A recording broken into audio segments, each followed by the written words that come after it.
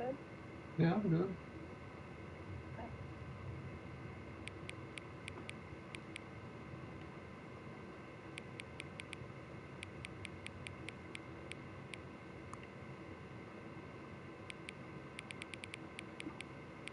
I miss you, baby.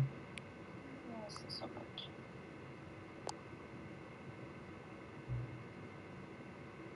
Very much.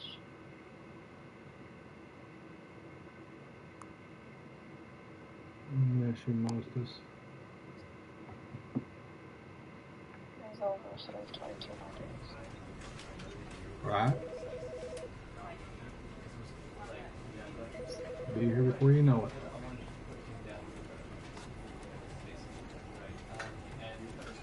But then we just have to get moving.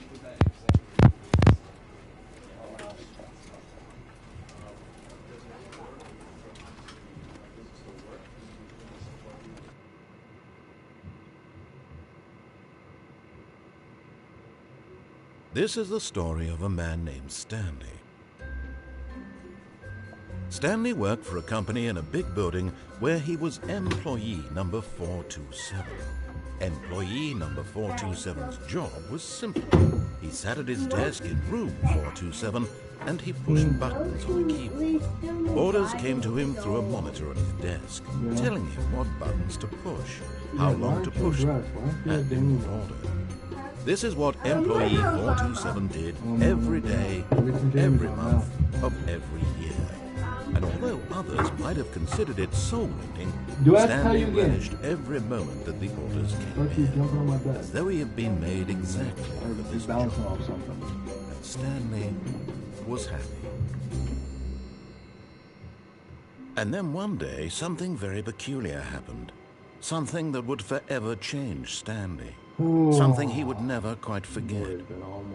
He had been at his desk for nearly an hour when he realized that not one single order had arrived on the monitor for him to follow. No one had showed up to give him instructions, call a meeting, or even say hi. Never in all his years at the company had this happened, this complete isolation. Something was very clearly wrong. Shocked, frozen solid, Stanley found himself unable to move for the longest time. Love you, Moses. But as he came to his wits and regained his senses, he got up from his desk and stepped out of his office.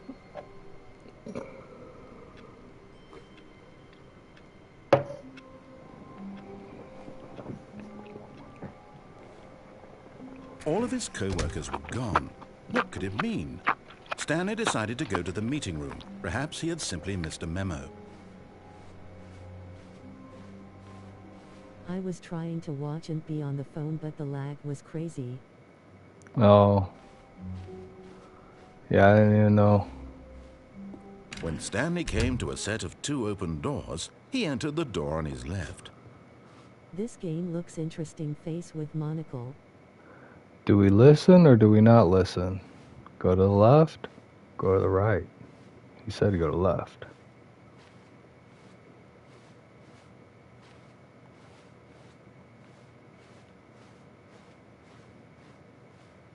Right. This was not the correct way to the meeting room, and Stanley knew it perfectly well. Perhaps he wanted to stop by the employee lounge first, just to admire it. Ah, yes. We don't listen, rolling on the floor laughing. It had really been worth the detour after all, just to spend a few moments here in this immaculate, beautifully constructed room. Stanley simply stood here, drinking it all in. But eager to get back to business, Stanley took the first open door on his left. And so he detoured through the maintenance section, walked straight ahead to the opposite door, and got back on track.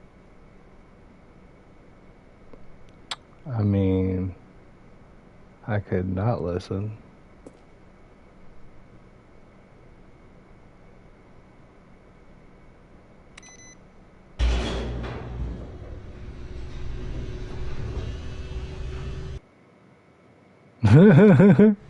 But Stanley didn't want to go back to the office. He wanted to wander about and get even further off track. So now in order to get back, he needed to go, Well, from here, it's, left. Rolling on the floor laughing. Oh, no. No, it's to the right. My mistake. No, not the right. Why would I have ever said it was to the right? What was I thinking? It's clearly... Oh, dear, would you hold on for a minute, please? Now, let's see. We went down right, left, down, left, right. Yep, okay, yes. I've got it now. This story is absolutely, definitely this way. I hate him. Skull.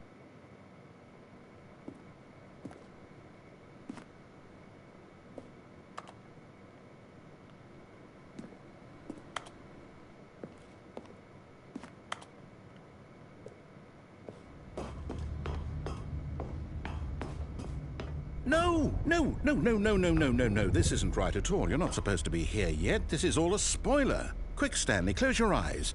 Okay. We just have to get back to, oh, who am I kidding?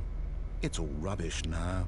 The whole story completely unusable. 104 has been How fired? about, rather than waste my time trying to salvage this nonsense, we'll just restart the game from the beginning. And this time, suppose we don't wander so far off track, Not the close your eyes low. From the top.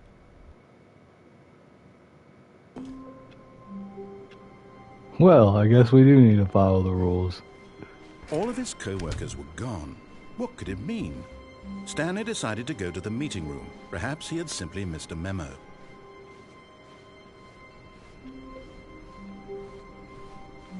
When Stanley...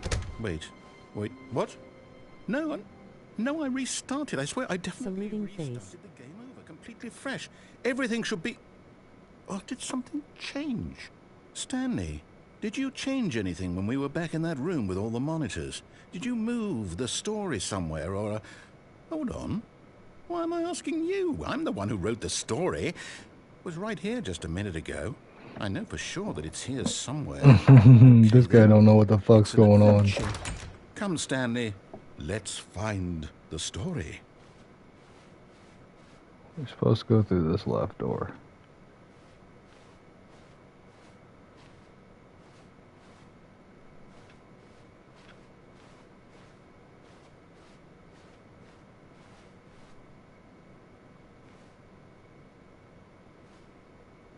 Okay, that's back to the room I just came from.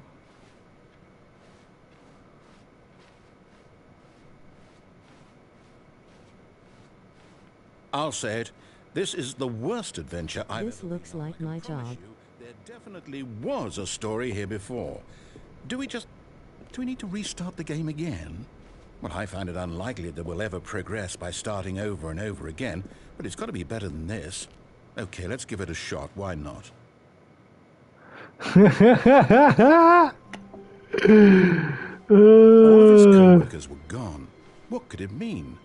Stanley decided to go to the meeting room. Perhaps he had simply missed a memo.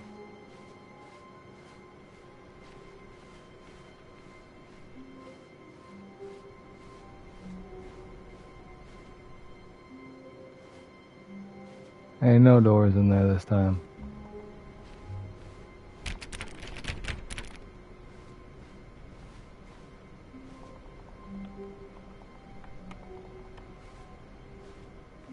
Okay, yep, it's worse.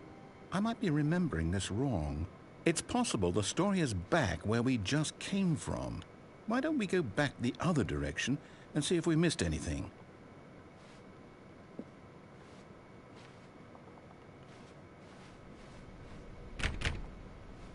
Rolling on the floor laughing.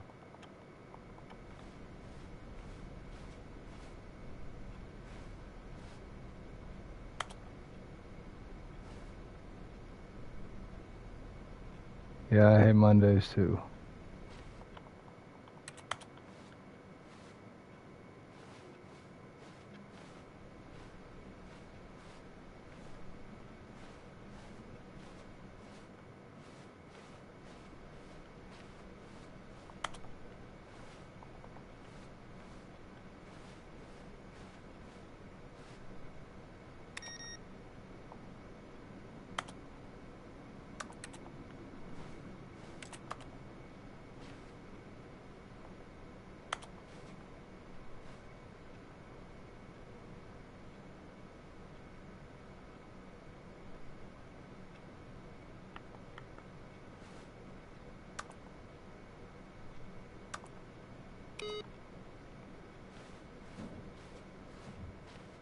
Aha!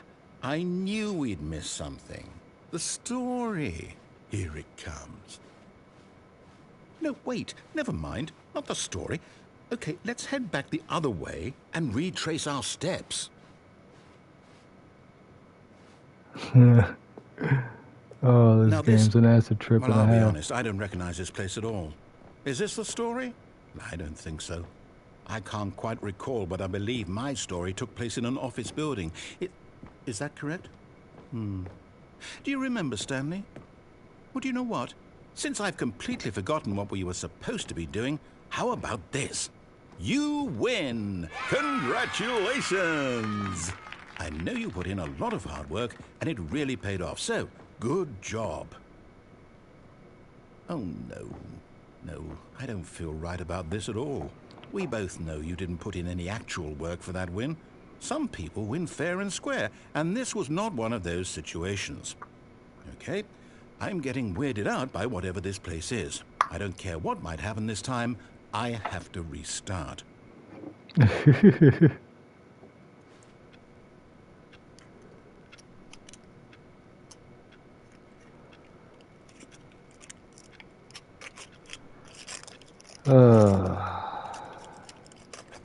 I'm wondering if I sit here long enough, he'll say something.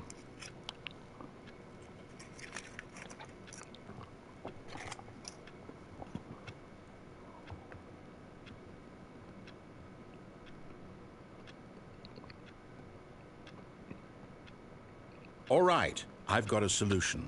This time, to make sure we don't get lost, I've employed the help of the Stanley Parable Adventure Line. Just follow the line. How simple is that?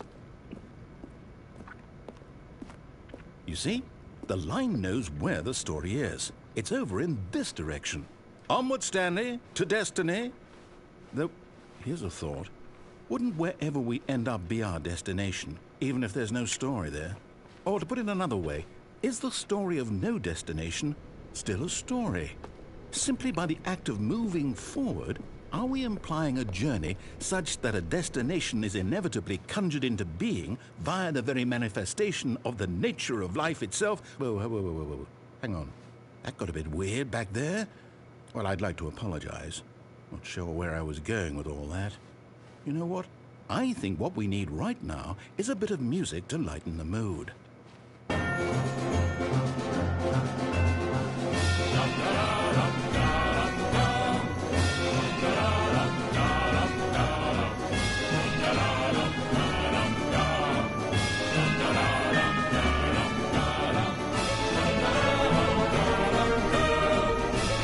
Rolling on the floor, laughing, melting face.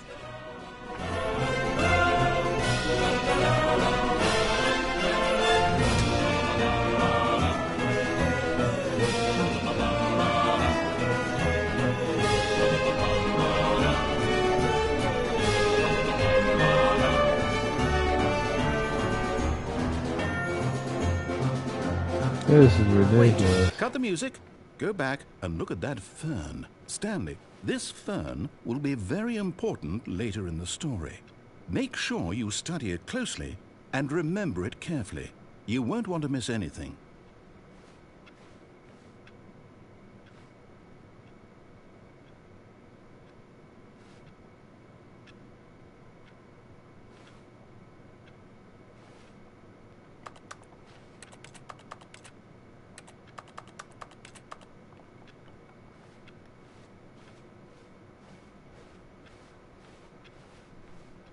Wait, what?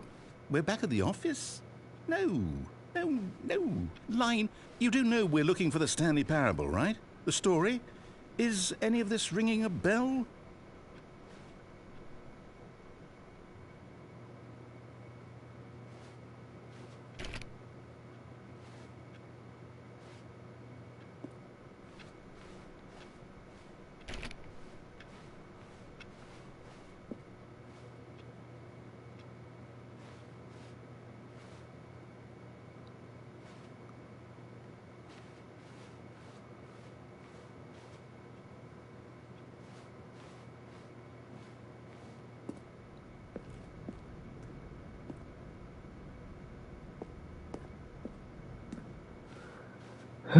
want to go back in there again because he freaks out when we go and look at all the cameras. But actually, let's take a peek at him real quick one more time.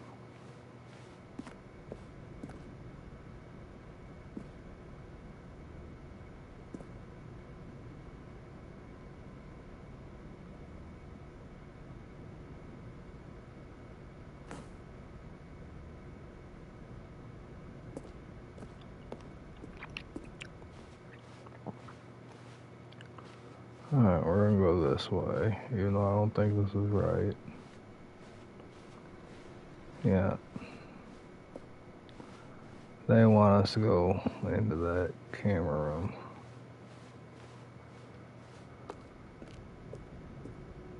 Oh, no, not again. Line, how could you have done this to us? And after we trusted you, after everything we've been through, you...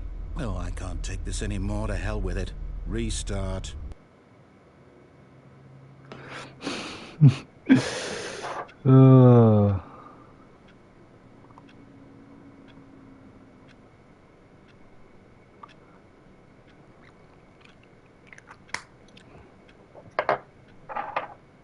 Well, do we follow the line again, or do we decide to take some other journeys? You know what, Stanley? I say forget the adventure line. What's it ever done for us? We're intelligent people, right? Why can't we make up our own story? Something exciting, daring, mysterious. Ooh, this all sounds perfectly doable. Why don't we simply start wandering in, well, I don't know. At this point, I have no clue.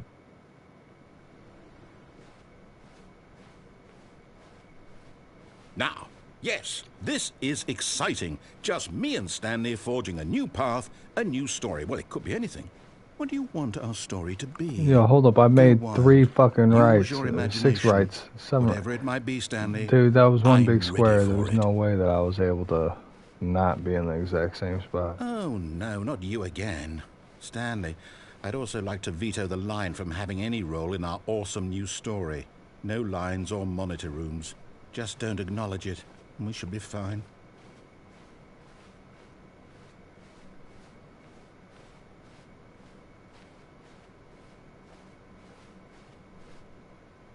Ah, a choice. We get to make a decision. From here, the story is in our control. How important, we mustn't squander the opportunity. In fact, I believe I need a minute to think here. Just walk in circles for a minute. Okay, so I know that each door has to lead somewhere, which means that somewhere at the place where we're trying to go, there must be a reverse door that leads here. And that in turn means that our destination corresponds with the counter-inverted reverse door's origin. So starting from the right, let us ask, will taking the right door lead us to where we're going? And since the answer is clearly yes, then by all accounts, the door on the right is the correct one. Another victory for logic. Come, Stanley, our destiny awaits.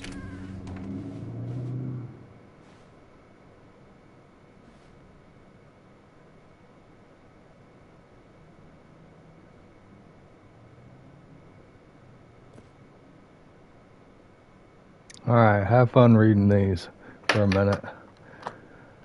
These are all the different endings.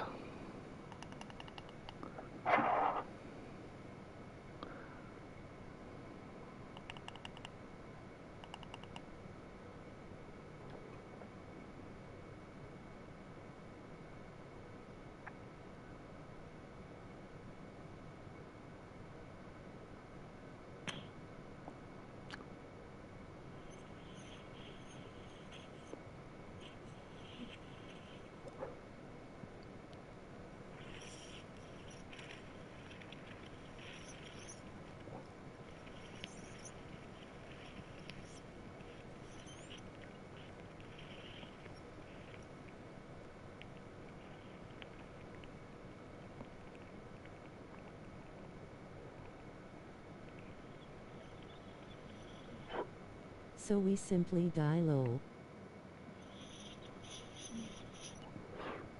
Yep. That's what I was about to say.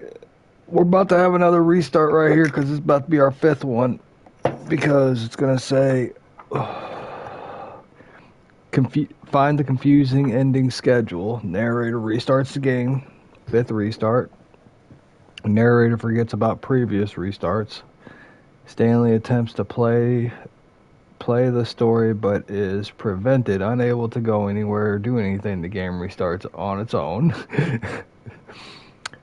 Find the line again. Begin following the line. Find an identical replica of the office that has begun to deteriorate. Attempts to make up a story here. Narrator restarts the story. 7th restart. There is no longer an office. Simply black space. That's going to be an interesting restart. Alright, let's go. We've been playing for 20 minutes. The confusion ending. You're telling me that's what this is? It's all one giant ending? And we're supposed to restart the game, what, eight times? Rolling on the floor laughing. Really how it always goes? It's all determined? So now, according to the schedule, I restart again. Then what? Am I just supposed to forget? Well, what if I don't want to forget? My mind goes blank simply because it's written here on this thing, wall. Well, who consulted me? Why don't I get to decide? Why don't I get a say in all of this? Is it really? No, it can't be. I don't want it to be. I don't want the game to keep restarting. I don't want to forget what's going on. I don't want to be trapped like this. I won't restart the game. I won't do it. I won't do it. I won't do it. And the timer stopped? Does that mean, did we do it? Did we break the cycle? The, whatever it is that made this schedule? How would we even know? Will someone come for us? Will something happen? So, okay. I guess now we just wait. You know, I suppose in some way that this is a kind of story. Wouldn't you agree?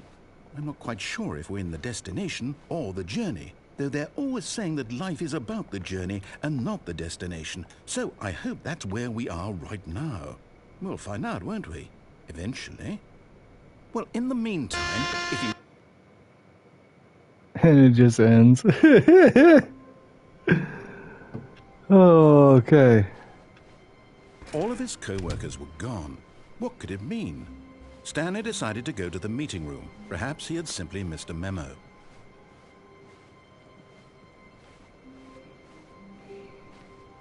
When Stanley came to a set of 2 open doors, he entered the door on his left.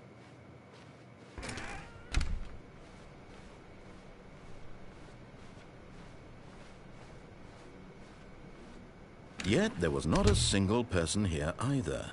Feeling a wave of disbelief, Stanley decided to go up to his boss's office, hoping he might find an answer there.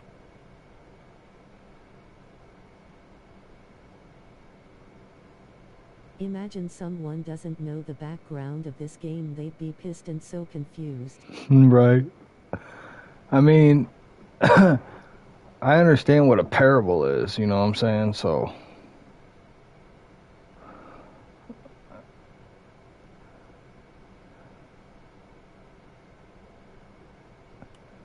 parable is just an endless loop.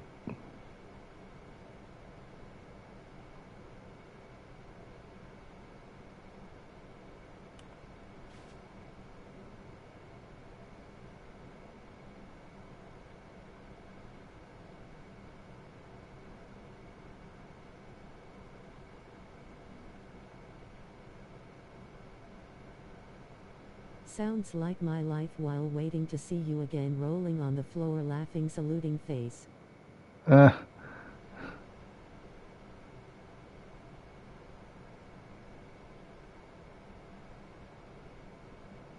Don't tell 422 about the meeting. Like, oh fuck. Alright.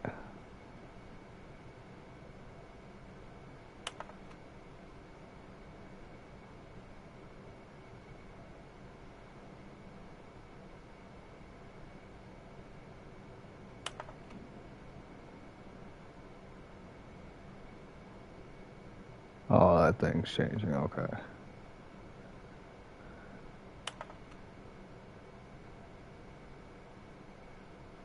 What does that say? Synergized paper. Okay.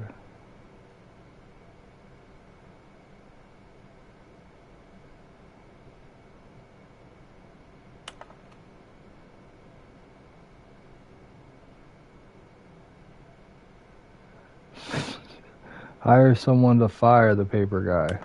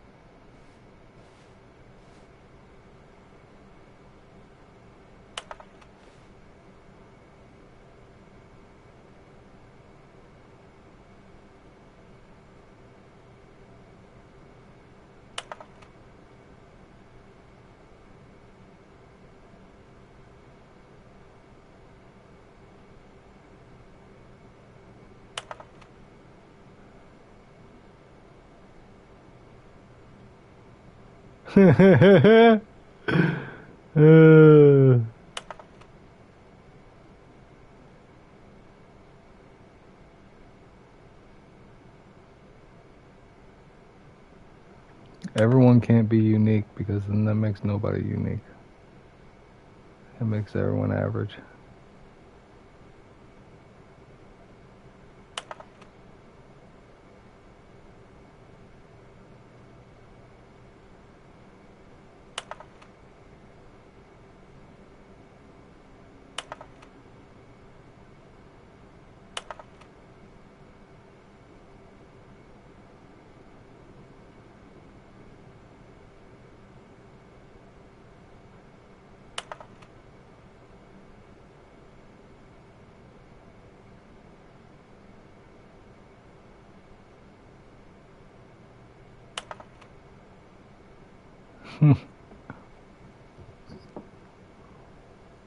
Pollution, less air. Oh God.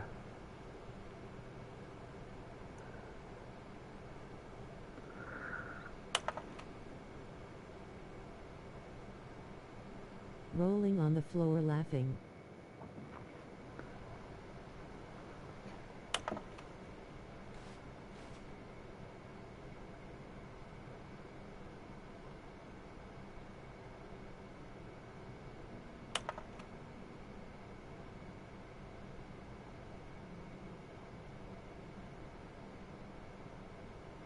We have our own new project.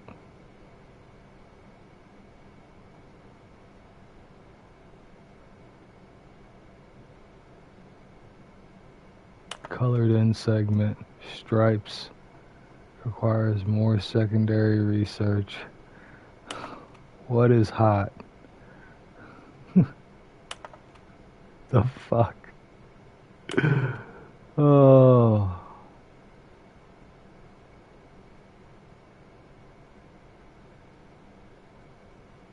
A lot of percentages. Size of demographic. Space between the teenagers. Oh man.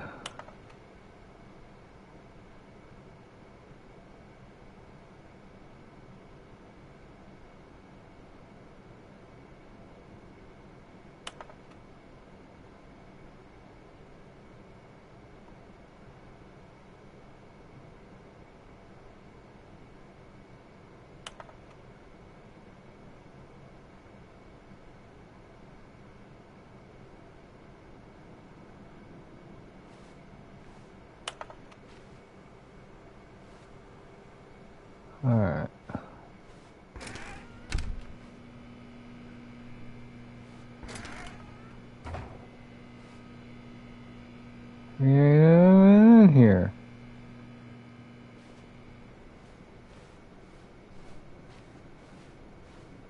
Coming to a staircase, Stanley walked upstairs to his boss's office.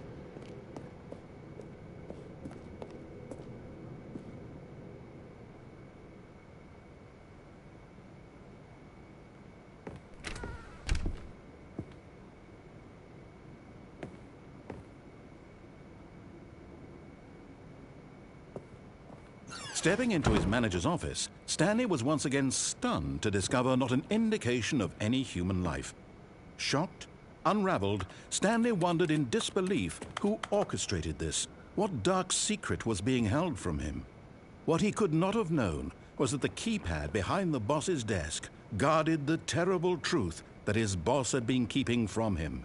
And so the boss had assigned it an extra secret PIN number, 2845. But of course, Stanley couldn't possibly have known this.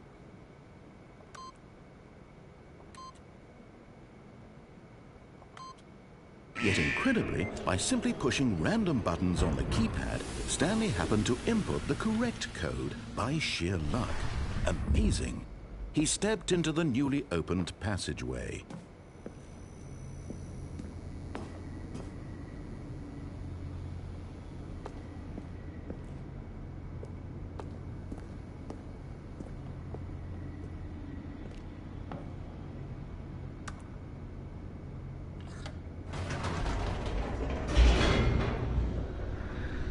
And down we go. Descending deeper into the building, Stanley realized he felt a bit peculiar. It was a stirring of emotion in his chest, as though he felt more free to think for himself, to question the nature of his job. Why did he feel this now, when for years it had never occurred to him? This question would not go unanswered for long.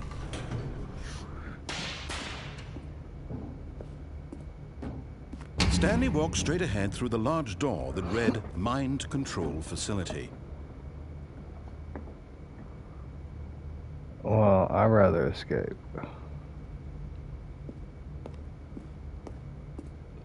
But I guess we have to follow the rules and do as he says. The lights rose on an enormous room packed with television screens. Oh, What my horrible God. secret did this place hold? Stanley thought to himself. Did he have the strength to find out?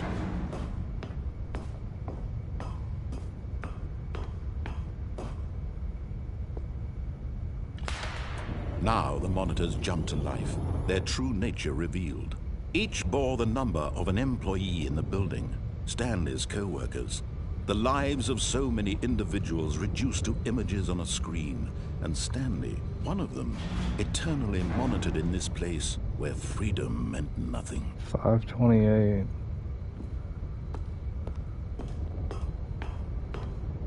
$234. This mind control facility, it was too horrible to believe. It couldn't be true. Had Stanley really been under 104. someone's control all this time? Was this the only reason he was happy with his boring job?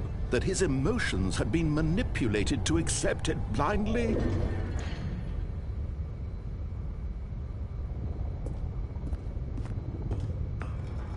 No, he refused to believe it. He couldn't accept it. His own life in someone else's control? Never! It was unthinkable, wasn't it? Was it even possible? Had he truly spent his entire life utterly blind to the world? But here was the proof. The heart of the operation. Controls labeled with emotions. Happy, or sad, or content. Walking, eating, working. All of it monitored and commanded from this very place. And as the cold reality of his past began to sink in, Stanley decided that this machinery would never again exert its terrible power over another human life. For he would dismantle.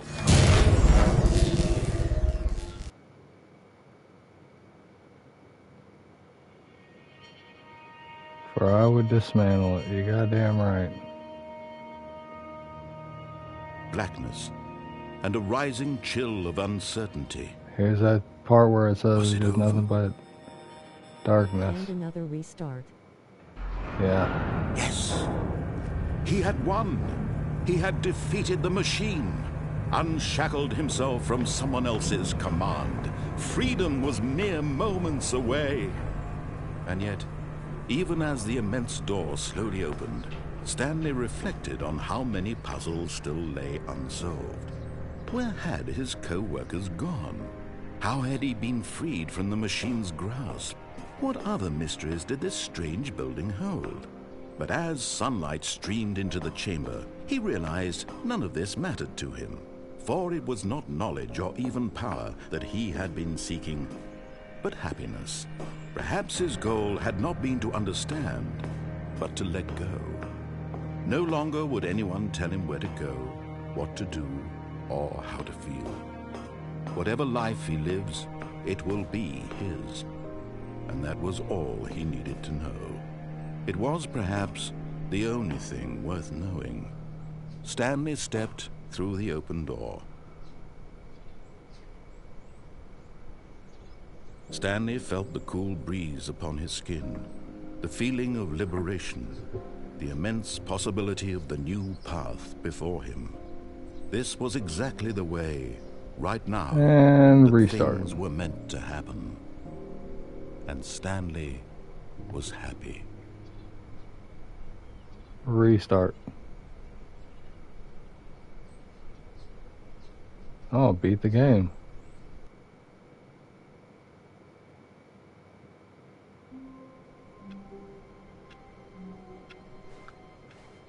All of his co-workers were gone. What could it mean? Stanley decided to go to the meeting room. Perhaps he had simply missed a memo. Oh geez. When Stanley came to a set of 2 open doors, he entered the door on his left. Alright, we'll do it right this way on this part. But we're going to do a few things wrong. Yet there was not a single person here either. Feeling a wave of disbelief, Stanley decided to go up to his boss's office. Stanley stepped into the broom closet, but there was nothing here, so he turned around and got back on track. Coming to a staircase, Stanley walked upstairs to his boss's office. But Stanley just couldn't do it. He considered the possibility of facing his boss. Admitting he had left his post during work hours, he might be fired for that. And in such a competitive economy, why had he taken that risk? All because he believed everyone had vanished? His boss would think he was crazy. And then something occurred to Stanley. Maybe, he thought to himself, maybe I am crazy. All of my co-workers blinking mysteriously out of existence in a single moment for no reason at all? None of it made any logical sense. And as Stanley pondered this, he began to make other strange observations. For example, why couldn't he see his feet when he looked down?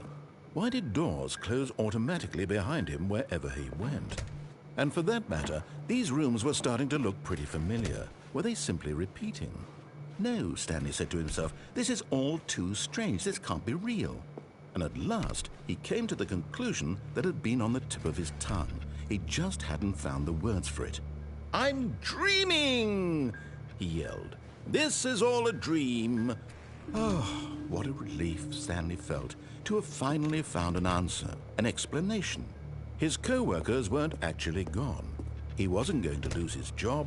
He wasn't crazy after all. And he thought to himself, I suppose I'll wake up soon. I'll have to go back to my boring real-life job pushing buttons. I may as well enjoy this while I'm still lucid. So, he imagined himself flying and began to gently float above the ground. Then he imagined himself soaring through space on a magical starfield, and it too appeared. It was so much fun, and Stanley marveled that he had still not woken up. How was he remaining so lucid? And then perhaps the strangest question of them all entered Stanley's head. One he was amazed he hadn't asked himself sooner. Why is there a voice in my head dictating everything that I'm doing and thinking? Now the voice was describing itself being considered by Stanley, who found it particularly strange. I'm dreaming about a voice describing me, thinking about how it's describing my thoughts, he thought. And while he thought it all very odd and wondered if this voice spoke to all people in their dreams, the truth was that, of course, this was not a dream. How could it be? Was Stanley simply deceiving himself, believing that if he's asleep, he doesn't have to take responsibility for himself? Stanley is as awake right now as he's ever been in his life. Now, hearing the voice speak these words was quite a shock to Stanley. After all, he knew for certain, beyond a doubt, that this was in fact a dream. Did the voice not see him float and make the magical stars just a moment ago? How else would the voice explain all that? This voice was a part of himself too. Surely, if he could just... He would prove it. He would prove that he was in control, that this was a dream. So he closed his eyes gently, and he invited himself to wake up. He felt the cool weight of the blanket on his skin, the press of the mattress on his back, the fresh air of a world outside this one. Let me wake up, he thought to himself. I'm through with this dream. I wish it to be over. Let me go back to my job. Let me continue pushing the buttons. Please, it's all I want. I want my apartment, and my wife, and my job. Not him begging for All I mind want control. is my life exactly the way it's always been. My life is normal. I am normal. Everything will be fine. I am okay. Right.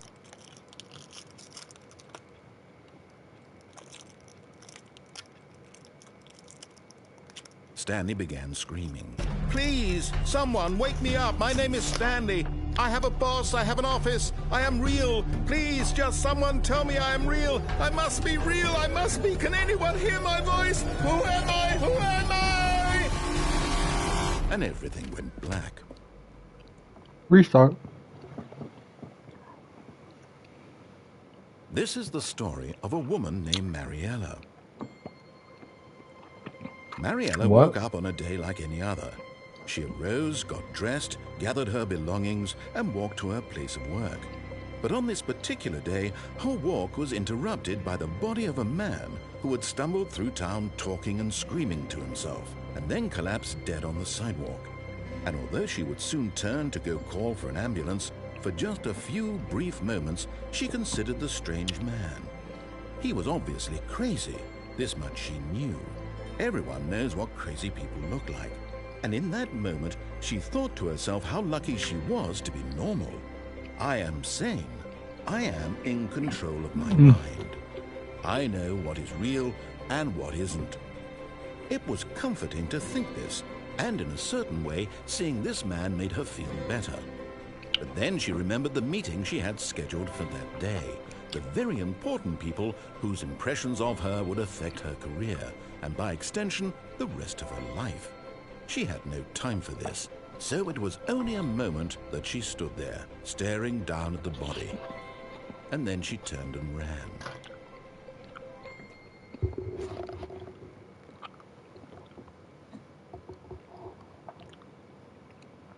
Reset. All of his co-workers were gone. What could it mean? Stanley decided to go to the meeting room. Perhaps he had simply missed a memo.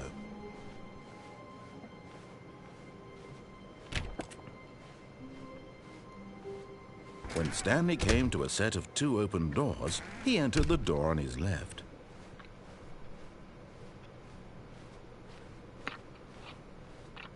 Yet there was not a single person here either. Feeling a wave of disbelief, Stanley decided to go up to his boss's office. Coming to a staircase, Stanley walked upstairs to his boss's office.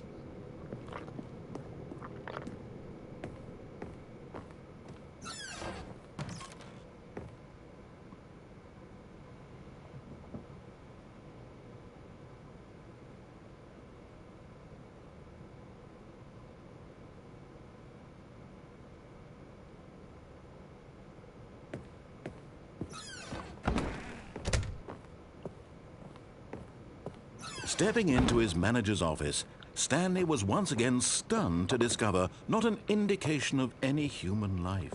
What could it mean? Stanley wondered aloud to nobody. He began wildly tearing through papers on the boss's desk, pulling books off the shelf, looking behind paintings, desperate for clues to his situation. But his attention was caught by a keypad behind the boss's desk. What could its purpose be? In fact, this keypad guarded the terrible secret that lay buried below his feet. And so the boss had assigned it an extra secret PIN number, 2845. But of course, Stanley couldn't possibly have known this. Yet incredibly, by simply pushing random buttons on the keypad, Stanley happened to input the correct code by sheer luck. Amazing. He stepped into the newly opened passageway.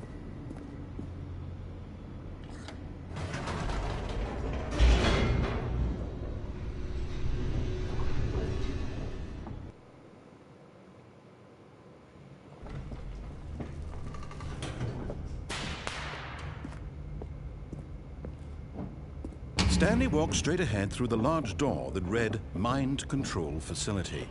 Nope. Although this passageway had the word escape written on it, the truth was that at the end of this hall, Stanley would meet his violent death.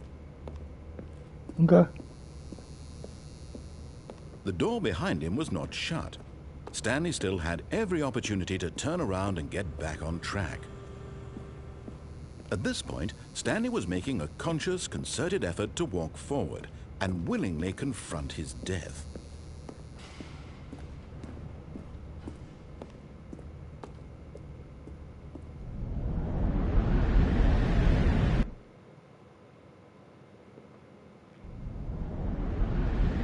Rolling on the floor laughing.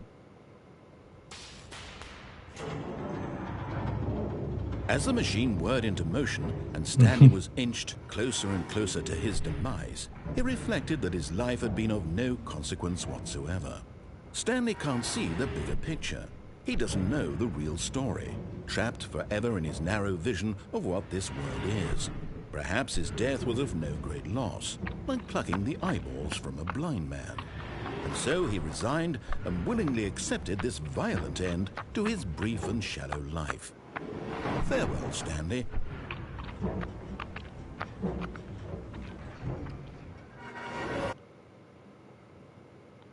"Farewell, Stanley," cried the narrator, as Stanley was led helplessly into the enormous metal jaws. In a single visceral instant, Stanley was obliterated as the machine crushed every bone in his body, killing him instantly.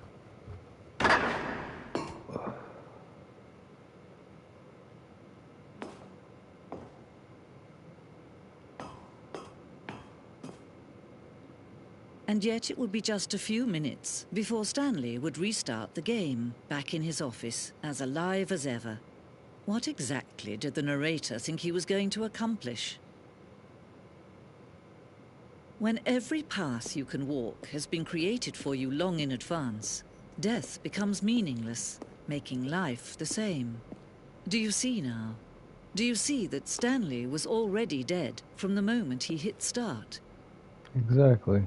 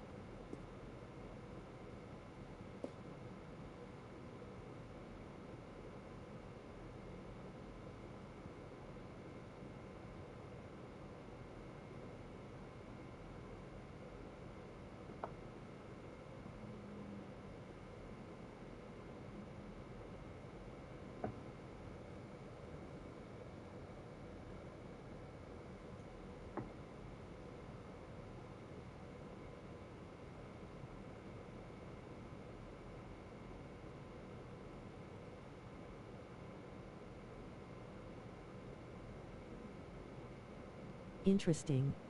Mm-hmm.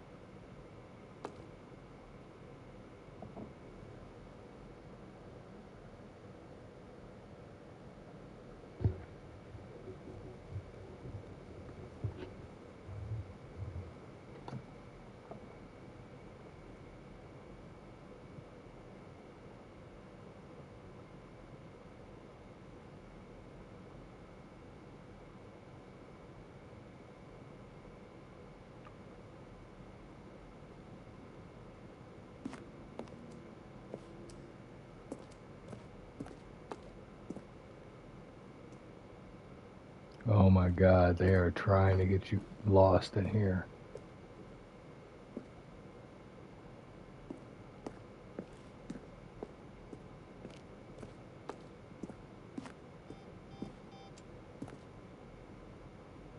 Wait, what? Because this is back to where I came from.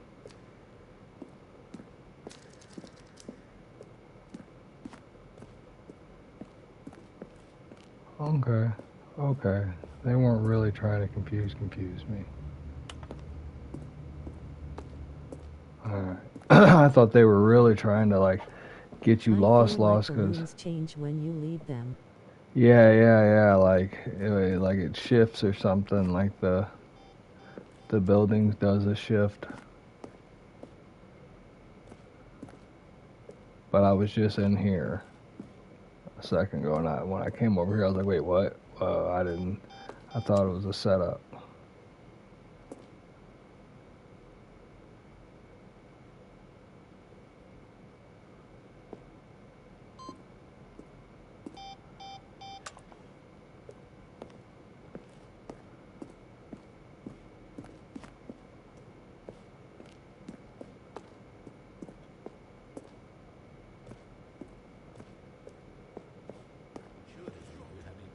Fundamental understanding of good and bad game design. But of course, you being you, you'll probably spend the next hour trying to solve it. Here, I'm just going to make this easy on you.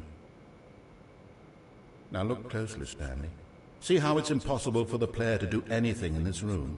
Perfect example of poor level design. This textbook mistake.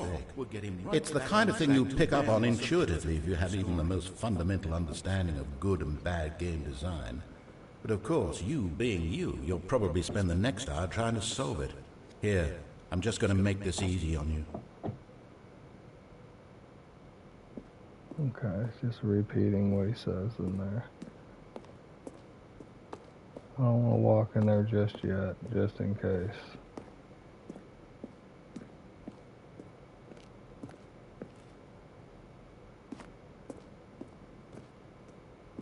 Yeah, the whole place kind of just wrapped around there. Now I don't want to walk down the exit for real.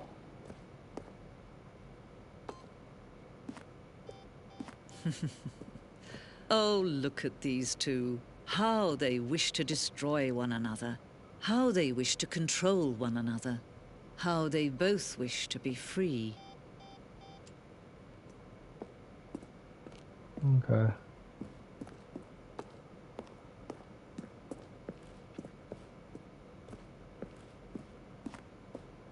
We're gonna check this room out.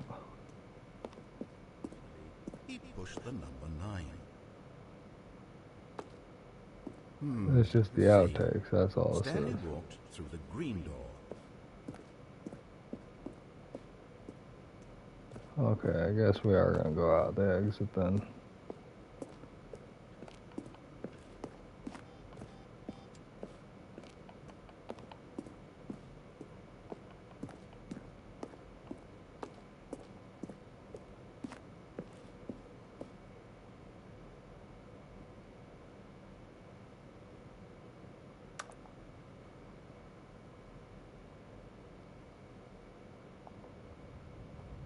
Can you see? Can you see how much they need one another? No, perhaps not. Sometimes these things cannot be seen. But listen to me. You can still save these two. You can stop the program before they both fail. Turn off your PlayStation. There's no other way to beat this game. As long as you move forward, you'll be walking someone else's path. Stop now and it'll be your only true choice. Whatever you do, choose it. Don't let time choose for you. Don't let...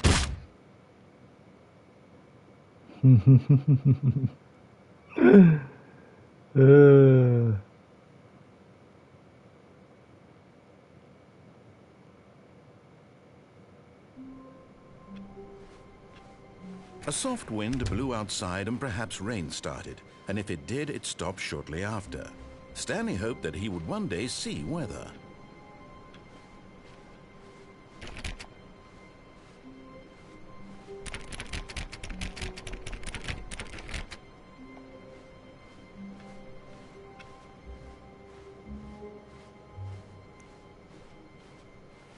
When Stanley came to a set of 2 open doors, this was not the correct way to the meeting room, and Stanley knew it perfectly well. Perhaps he wanted to stop by the employee lounge first, just to admire it. Wow. Yes, this room. What a beautiful room. What a gorgeous, gorgeous room. Thank goodness Stanley had taken this detour on his way to the meeting room. Life without having experience, but eager to get back to business, Stanley took the first open door on his left.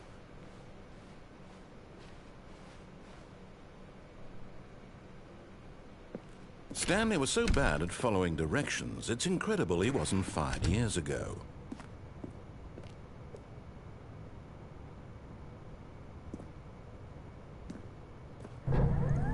Look, Stanley, I think perhaps we've gotten off on the wrong foot here.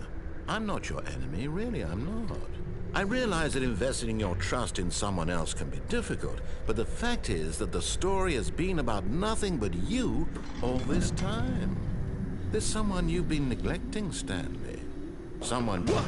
Really? I was in the middle of something. Do you have zero consideration for others? Are you that convinced that I want something bad to happen to you? Why, I don't know how to convince you of this, but I really do want to help you, to show you something beautiful. Look, let me prove it. Let me prove that I'm on your side. Give me a chance.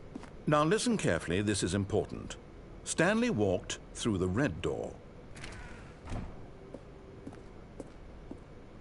Oh, thank God you are willing to listen to me. Do you see that I really have wanted you to be happy all this time? The problem is all these choices. The two of us always trying to get somewhere that isn't here. Running and running and running, just the way you're doing right now. Don't you see that it's killing us, Stanley? I wanted to stop. We would both be so much happier if we just stopped. And I think I have a solution. Here, let me show you.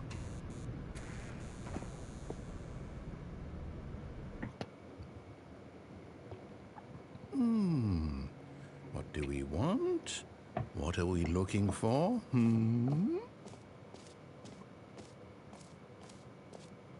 Here. Yes. Oh, it's beautiful, isn't it? If we just stay right here, right in this moment with this place, Stanley, I think I feel happy. I actually feel happy.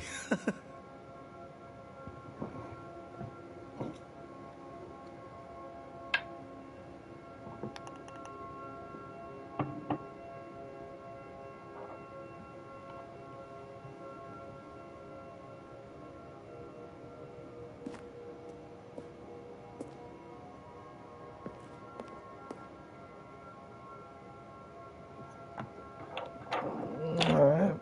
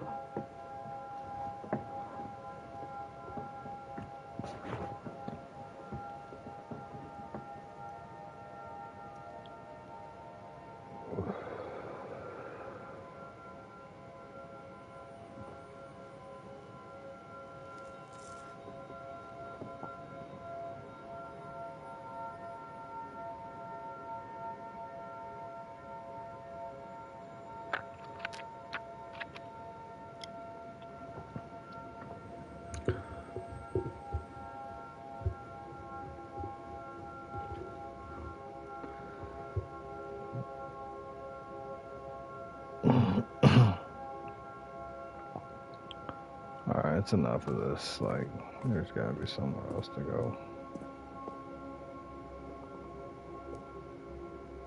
I can't walk that way. I just have to walk back the way I came. Okay. No, wait. Where are you going? Oh, no. Stay away from those stairs. If you hurt yourself, if you die, the game will reset. We'll lose all of this. Please, no, Stanley, let me stay here. Don't take this from me. Please, Stanley, think about what you're doing. No! Oh, thank God you lived. No, what are you doing, Stanley? Please, I'm asking you not to take this away from me. I can't go back to what I was before. If you die, we'll both go back. Why are you doing this? Stanley, let's go back to the other room. Can you do that for me? My God, is this really how much you dislike my game? That you'll throw yourself from this platform over and over to be rid of it? You were literally willing to kill yourself to keep me from being happy. Rolling on the floor, laughing face with spiral eyes. Or maybe you're just getting a kick out of it. I don't know anymore. Do you actually want to stay alive? Or are you just teasing me? Just teasing you.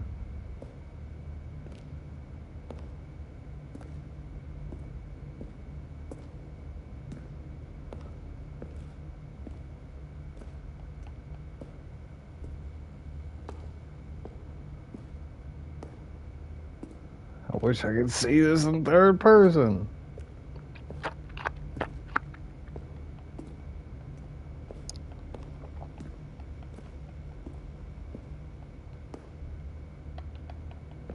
Is it over? It's going to restart, isn't it? I'm going back.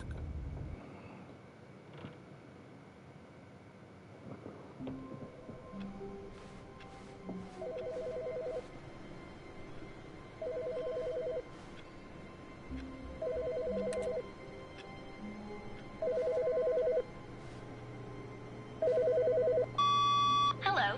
This is a recorded message scheduled either by you or a person in your place of work. The purpose of this message is to warn you about the dangers of recorded messages. If at any time you believe you are listening to a recorded message, please terminate it immediately and cease all flow of information from the recorded message into your perceptual sphere. Thank you, and have a pleasant day.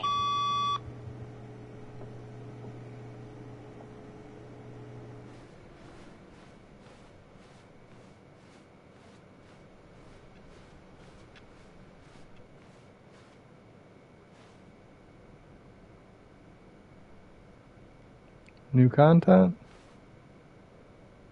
Oh, Yeah. new content? What does that mean, new content?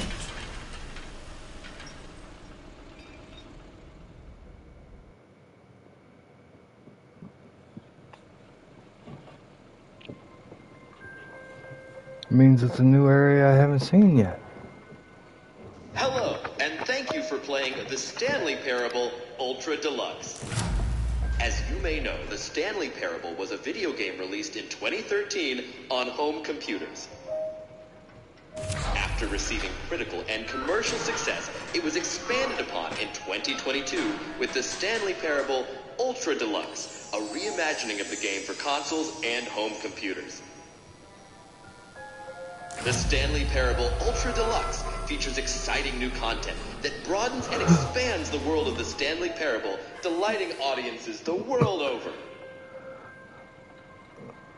Please, step inside and see what thrilling new adventures await in the Stanley Parable Ultra Deluxe. Oh, well, this sounds delightful. I'm very excited to see the thrilling new Ultra Deluxe content. Okay, so far it's an elevator. Nothing special yet, but I'm sure it's just the beginning of a mesmerizing adventure.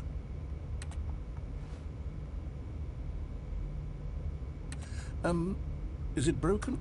What's going on here? Should we be moving somewhere or... Oh, there we go.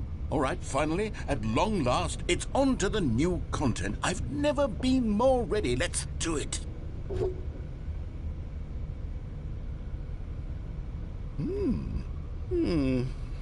I have to say, initial impressions of Stanley Parable Ultra Deluxe, mostly tedious. It's as if the... Oh, okay. Let's see the content. Give me the content, Stanley.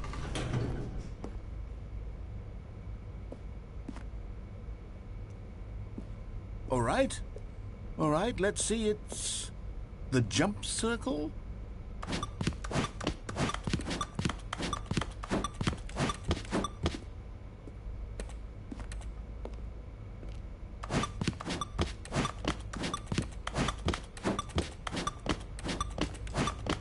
I'm gonna use up all fucking 30 jumps.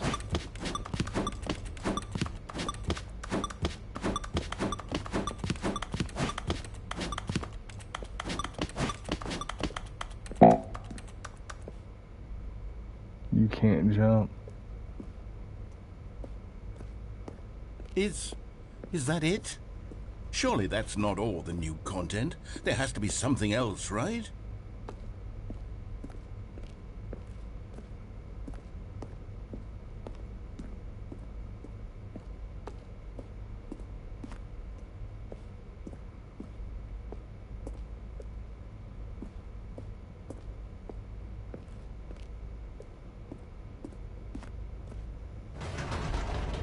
Goodness, another elevator. Stanley, I have to say, initial impressions of this game are not positive.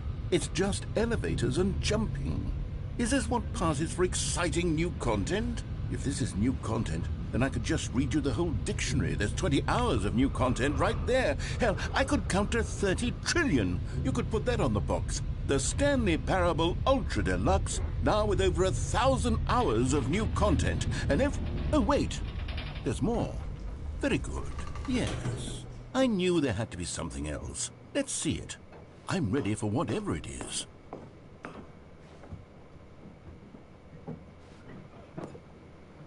That's it? Oh, you've got to be kidding me. You see, Stanley? This is what happens when greedy video game developers with no respect for their fan base rush a cheap expansion to market for no reason other than to make an easy dollar. And don't get me started on the level of craftsmanship that's gone into it. In fact, I'm looking right now at the game's trophies, and it's hard to believe one of them actually says, "Test trophy, please ignore." What quality assurance department signed off on this? I'm infuriated and I'm offended, and I intend to find these people on Twitter and hold them personally accountable. It's my fault, Stanley. I built up too much anticipation around the new content, I'm afraid. It could never have lived up to such expectations. If you're still with me, why don't we just reset the game, and we'll try to get back to what the Stanley Parable is really about. No frills, reset. no gimmicks. Just you and me having a great time together like always. What do you say, friend? Mama told you. I'm gonna show you. 427. Psst! Stanley! Come over here! In the vent! I want to show you something! Coffee nut.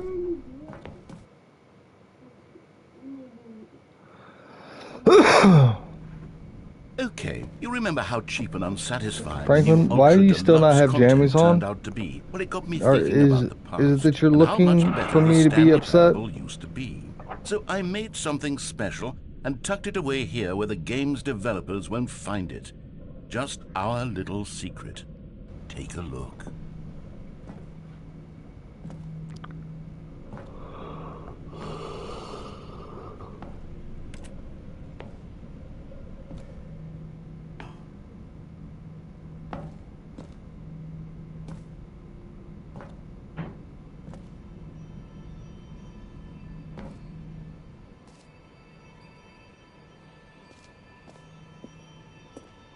I call it the Memory Zone.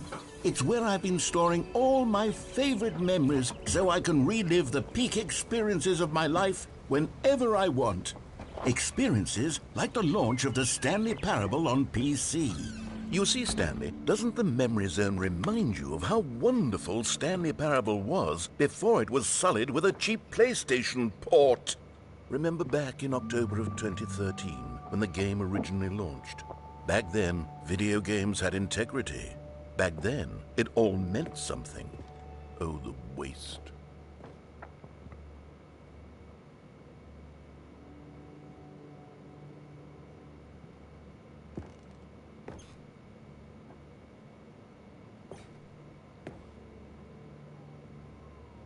Mm-hmm.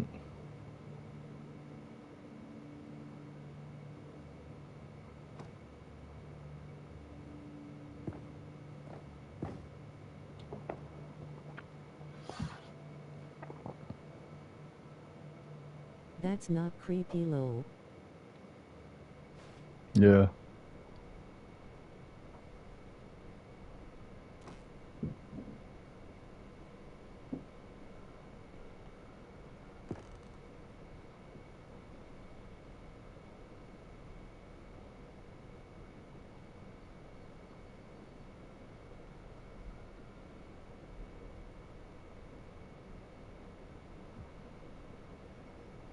It's a $2003.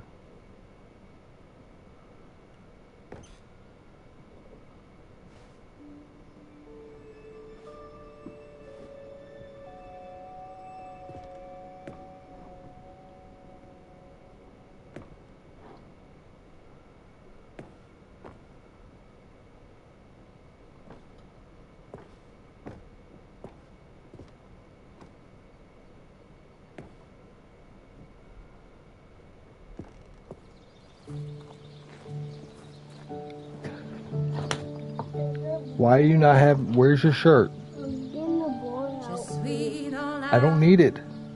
Thank you, though, but you don't need... I don't need it. I need you to be getting dressed.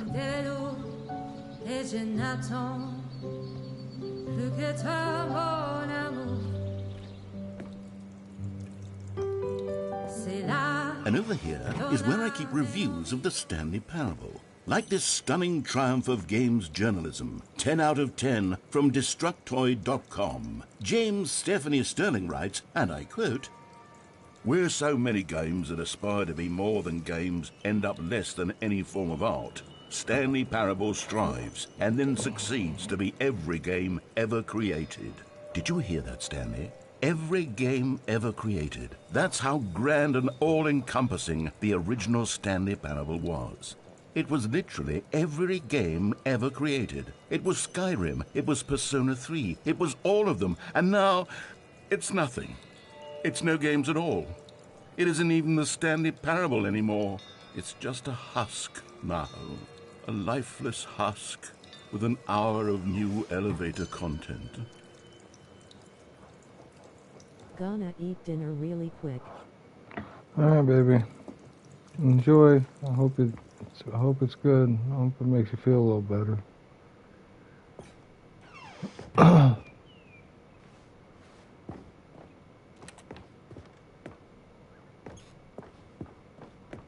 Not hungry, but I'm gonna eat. You know, you gotta eat. Here's another moving passage, this time from GameSpot.com. The Stanley Parable is both a richly stimulating commentary on the nature of choice in games and one that offers some of the most enjoyable, surprising, and rewarding choices I've ever been confronted with in a game. 9 out of 10. Don't you get it, Stanley? The game was perfect. It didn't need anything else. It didn't need new content. All they had to do was transport it in pristine condition along to the PlayStation. Boom, done. And they couldn't even do that. Couldn't resist the urge to go meddling with a beloved franchise.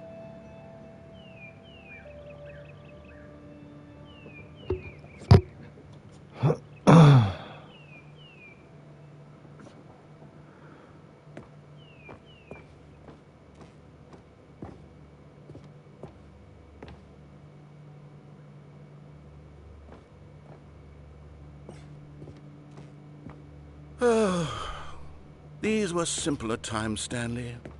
What I wouldn't give to go back, to have it all over again.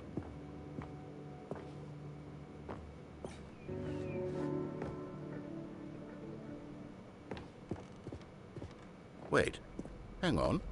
I don't recall this part of the memory zone before. What's this? What's down here?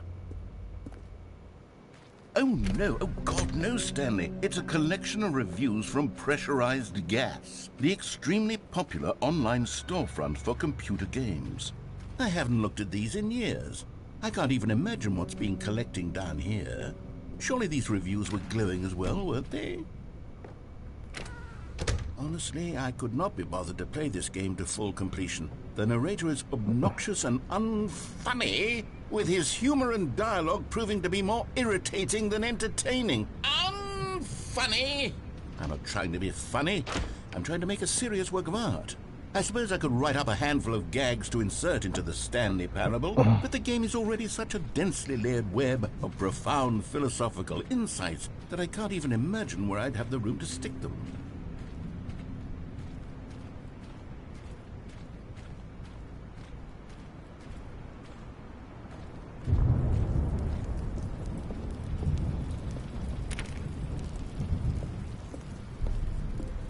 Okay, let's see what this one says.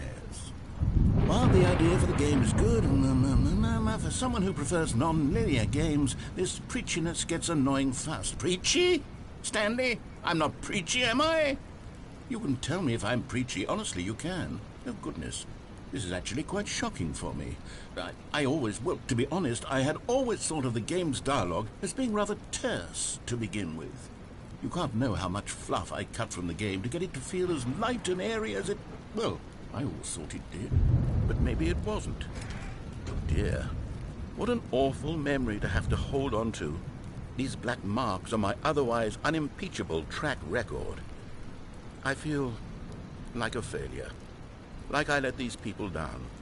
Perhaps the Stanley Parable isn't quite as sterling as I always remembered.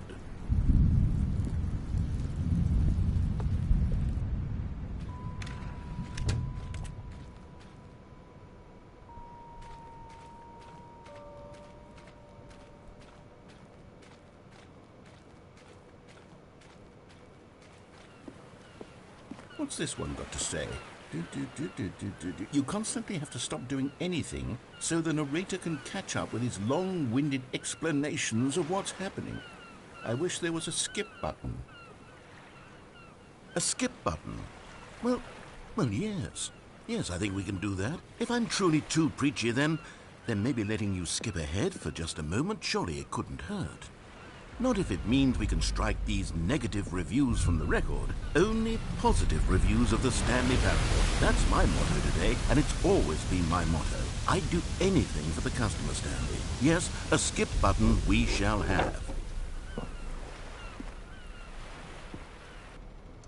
And here it is. Go ahead and give it a shot. I'll pop you forward in time so that the second my incessant droning starts to bore you, with just the push of a button, you'll have zipped right past it. It's what the players have been asking for, and I'm very proud to have delivered.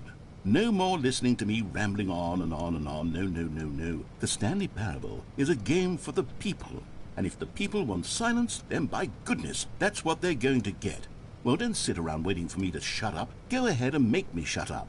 Here, we'll pretend that I've just begun an interminable monologue, and it goes something like this. The story, and the choices, or what have you, and therefore, by becoming it is, so on and so forth, until inevitably, we all until the end of time, at which time everything all at once, so, now you see, blah, blah, blah, blah, blah, blah, blah, blah, blah, blah, blah, blah, blah, blah, blah. We've eaten too much and it can't be just yet, no, no, until 245. But the logic of elimination working backwards, the deduction therefore becomes impossible to manufacture. It went on for nearly 10,000 years, until just yesterday, here and there, forward and back, and never a moment before lunchtime. It can't be. It's the only thing there is. How many billions left? Oh, you're back, you see. You were only frozen in time for a few minutes, but it was plenty of time for me to deliver a long, rambling monologue full of unnecessary verbal flourishes and lengthy ruminations on the nature of choice in video games. Of course, I happen to believe it was perhaps one of my more profound such ruminations. Not that, of course, you need a description of it, but if I had to describe it, I'd say it was perhaps less of a rumination and more of a treatise. Or maybe a manifesto. Look, I'll outline it for you very briefly, and you can tell me what you think. Okay, so my theory is that any choice you've ever made is simply a series of choices made by the person who you are, or were, or will be at the time of having made said choice. That is to say, if by articulating a choice you've already made, you bring that choice into being, then by making no choice and saying nothing, are you not simply erecting in the sanctuary of time a monument to every person you've ever been, making every choice to which you've ever given your brief gift of mortal and yet timeless thought? Or rather, do all of the choices you've ever made, in fact, make you more not this kind of person, and in fact do the very opposite? You see, it could in fact be both of these things at once, that you are both making choices and not making choices, and that they are both affecting you and not affecting you at the same time by virtue of the fact that you both are and are not making them. Yeah. Okay, at first I was leaning towards manifesto, but now I'm going to circle around and slap the treatise label on this one. I think it has much more of a treatise vibe to it. But wouldn't you say that manifesto just has a much grander sort of tone? It has a mouthfeel that is rich with ambition and history. What? Ambitious history, if you will. Ah. Does a dad now have a you've dad? gotten me going back to Yeah. manifesto. Heavens, at this rate, we're going to be here all day. Okay, look, Huh? I have a method for exactly Who's this my sort of dad? situation, and I do find myself in Moshe. this situation frequently. I'm going to say each word back and forth in repeated succession until I become sick of one or the other, in which case Yeah. the word I am not sick of shall be the victor. It is an unimpeachable strategy, Stanley. It's rescued me from disaster in Hey. countless situations. Quit All right, spinning here we go. in the chair. Treatise, manifesto. How many times do I have to tell you? Treatise, manifesto. Treatise, Why? manifesto. Why do I have to tell you a Treatise, billion times? Manifesto. Treatise, manifesto. Treatise, manifesto. Treatise, manifesto. Treatise, manifesto. Treatise, manifesto. Treatise. Well there, sport. You really did catch me rambling on a bit, didn't you? But that's the power of the button. The minute I start to go off on a thoughtless display of self-absorption, it's right at your fingertips to go poof, and it's all over. I can't wait to see what Cookie 9 will say about this, and whether they'll edit the rating of their pressurized gas review, or at least change some of the wording, perhaps. To be honest, I don't even know if one can change their review in the first place. I guess I should become better educated on how exactly pressurized gas works. Perhaps that would have been a smart thing to check on before I went on about this whole exercise of making the skip button. Although I have to imagine that after seeing this exciting new technology at work, surely whoever it is who runs pressurized gas will instantly run out and implement a new feature to make it possible to edit one's review merely because of this very situation. Yes, I think that's quite likely. Or perhaps they'll simply grant this particular user the ability to change their review so that the feature is not widely abused. Look, I would even be okay with pressurized gas altering this particular review so that it reads as something more beneficial. Something along the lines of, this game is the best game. Let me start over. How about this? From the ashes of depravity. I'm finished. That's right here. How was it? It's that good. Yeah. Yeah. Roblox is the best. Daddy, look on the back of it. Did you not realize this? There's so many numbers. Okay, welcome back, Stanley. Now, I should say that the amount of time the button has been skipping through is becoming longer and longer. That last one was, well, I want to say maybe 30, 45 minutes? It's not unendurable by any means, but it's, well, there's really only so much I can ramble on to myself about. I know, it's shocking, isn't it? But at any rate, I do suggest that we not... It wasn't bad. We ordered out. I had a taquito. It's too windy to grill the chicken for the salads. And we can say goodbye to it and just... Wait. How do we get out of here? Where did the door go? Wasn't there a door that led into this room? I do feel quite certain that there was one here before. How else would we have gotten into the room in the first place? So it's almost 2:20 on the clock. Stanley! Stanley, please don't push the button again. It's been 12 hours. You've just been frozen there. I don't know why the skips are getting longer, but they're really, truly getting longer. And my God, there's no way out of the room. Stanley, the door is gone. It's completely gone. I've looked at it from every angle. I've checked every one of those walls 1,000 times. And there's no door, Stanley. There's no door. There's just you and the button. And if you keep pressing it, I have no idea what will happen. I have no idea how long I'll be made to sit here. And more than anything else, I don't know how to stop you from pressing the button. Oh, Stanley, you're back. You're back. Oh, my goodness. I have someone to talk to again. Okay, now Stanley, it's been like 12 hours. I think it's been a week. Or 2 weeks. I've been sitting here all that time. Just sitting here. Not a single person to speak with. And you'd think that that's just how it's always been, right? Me talking and you saying nothing. Would you think that it's exactly the same as always? Doesn't that feel like what we've already been doing? Me just talking? But it isn't, Stanley. It isn't the same at all. It isn't even close.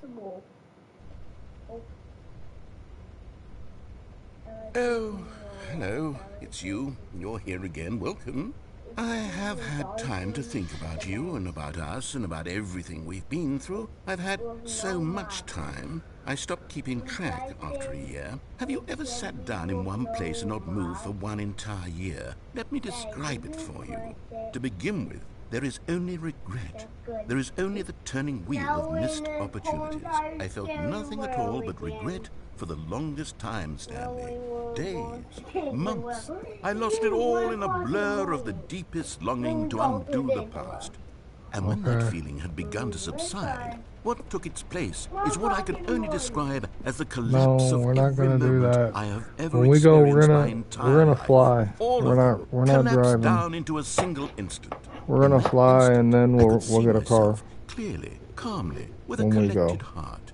It was an impossibly rich not driving wellspring all the way of to both delight and Disney disgust from here. simultaneously. I was consumed by it.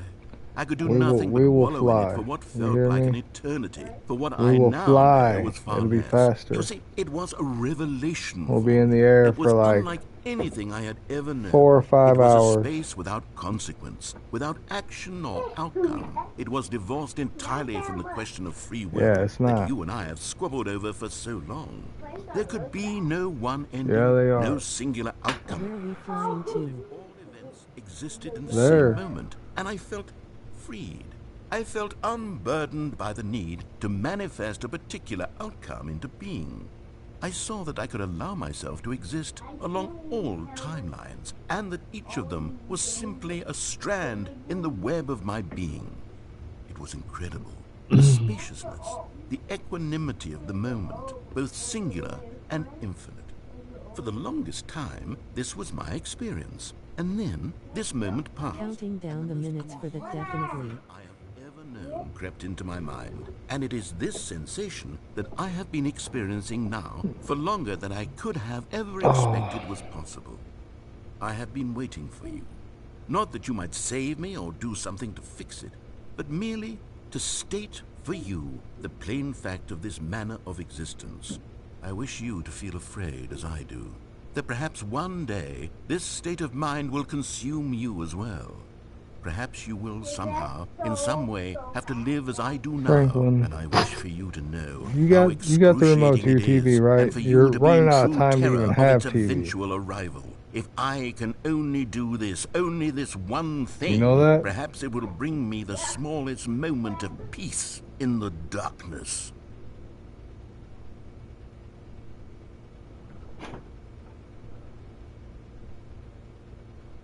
You're done talking, dude? Alright.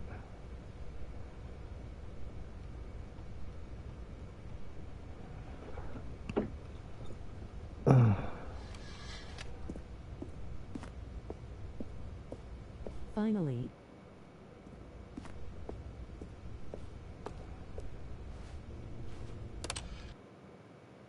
Yeah, it's horrible because I'm trying to...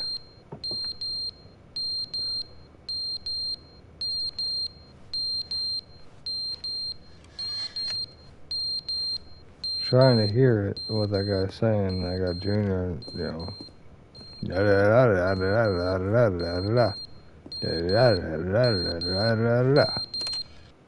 Daddy. But they Daddy, didn't did you do understand the game was da-da-da-da-da-da? never meant to be funny. It was meant to have a point. It was meant to speak to the human condition. But where are the jokes? Where are the jokes? They bemoaned, they screamed, they gnashed their teeth and said, entertain us. It wasn't enough. Rolling They on the had to floor leave a laughing. pathetic little thumbs-down review and make all of their pitiful demands. But then, he's talking too much, they said. First, he didn't entertain us, now he won't shut up. It's the inconsistency, it's the lack of accountability. It's the unwillingness to examine with an uncompromising heart the words that they are speaking into the We will world. be on vacation soon, my love. 5 days of quietness and snuggling.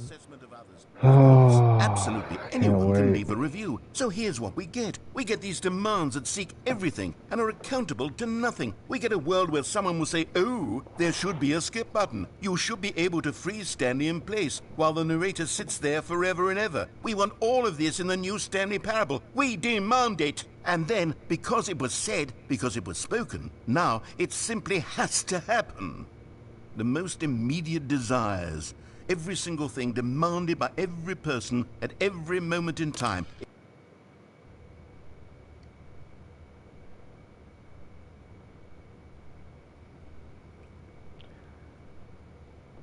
You're starting to ramble on there.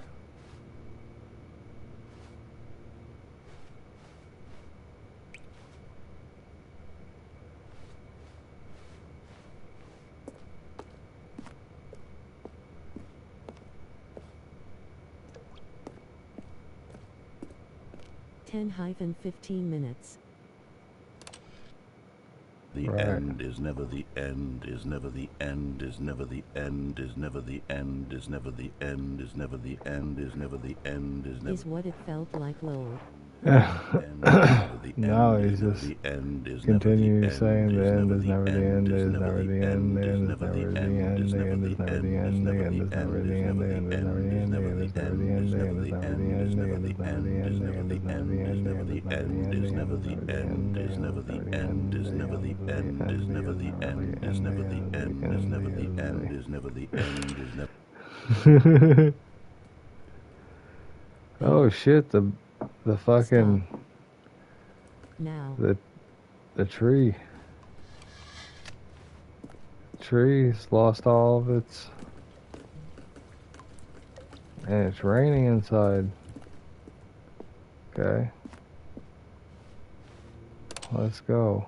It's breaking down slowly. Yes. Yes. The whole world is deteriorating.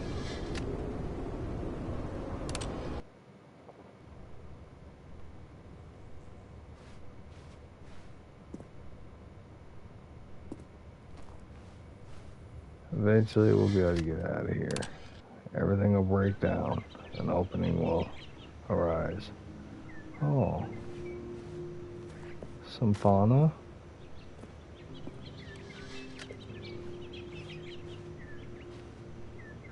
You got nothing to say, narrator? Okay.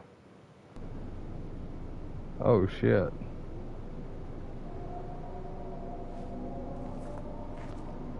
What happened?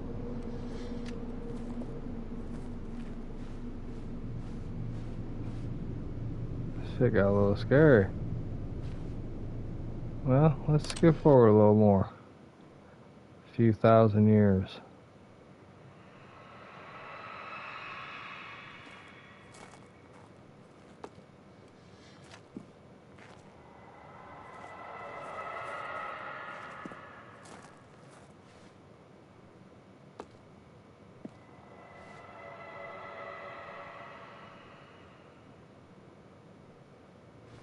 Alright.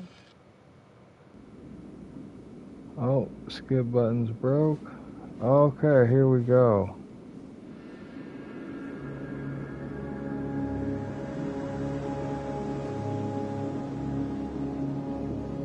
Which way we want to go?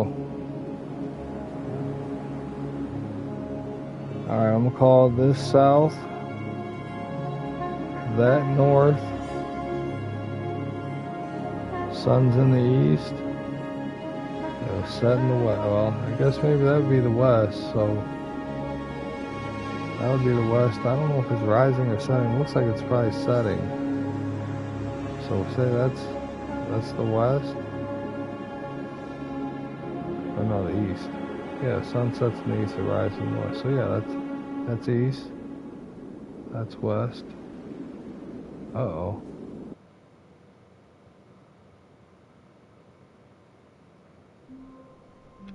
I didn't get to explore. You sons of bitches. How wonderful.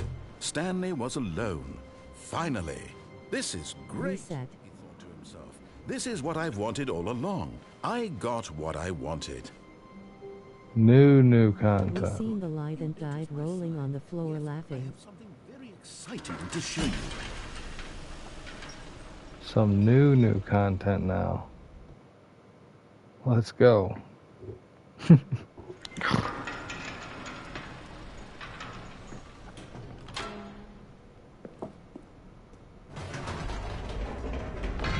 You see, Stanley, I've been reflecting on the Stanley Parable and about how roundly disappointing this ultra-deluxe version has turned out to be.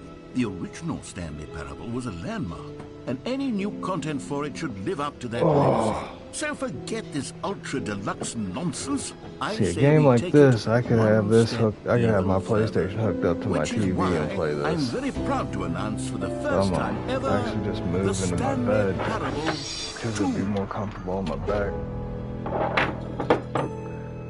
So I'm really kind of done with this game. But it's actually not. It's not a terrible game. It's really not. Like it's interesting. It's thought-provoking. Definitely thought-provoking game. What? Yes, you see, isn't this far superior to a measly port with a few minor additions? Think of all the new territory we'll cover with a fully fledged... Okay, wait, can we bring the PS5 to the hotel for the night I'm there? Starstruck. It could go in so many different directions. Yeah. This is what fans have truly been asking for. Yeah, I can bring the PlayStation. Calling it the Stanley Parable 2 is just so much catchier than Ultra Deluxe, don't you think? Ultra Deluxe. What does it even mean? But the Stanley Parable 2, now that's an artistic statement right there. It's future-oriented. It screams progress and innovation and long-term franchising potential.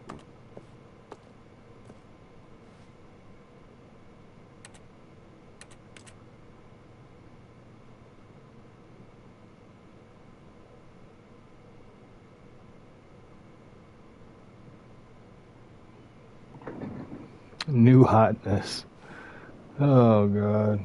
2 doors, they're back.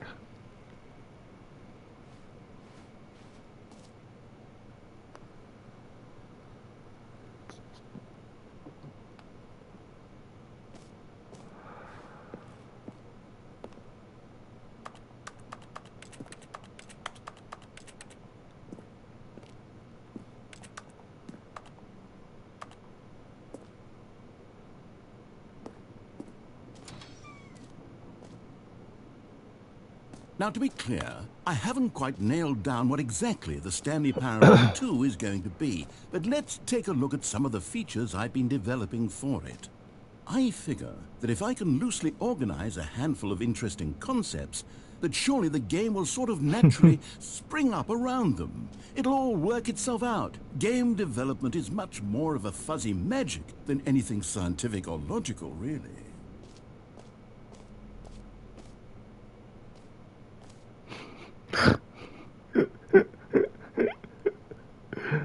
Oh god.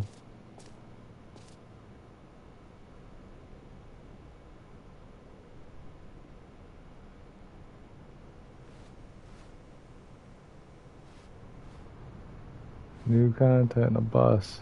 That's new content. I mean, this is all new buildings and everything. This is all new content. Here we are. Go on, try out some of the new features. Merch.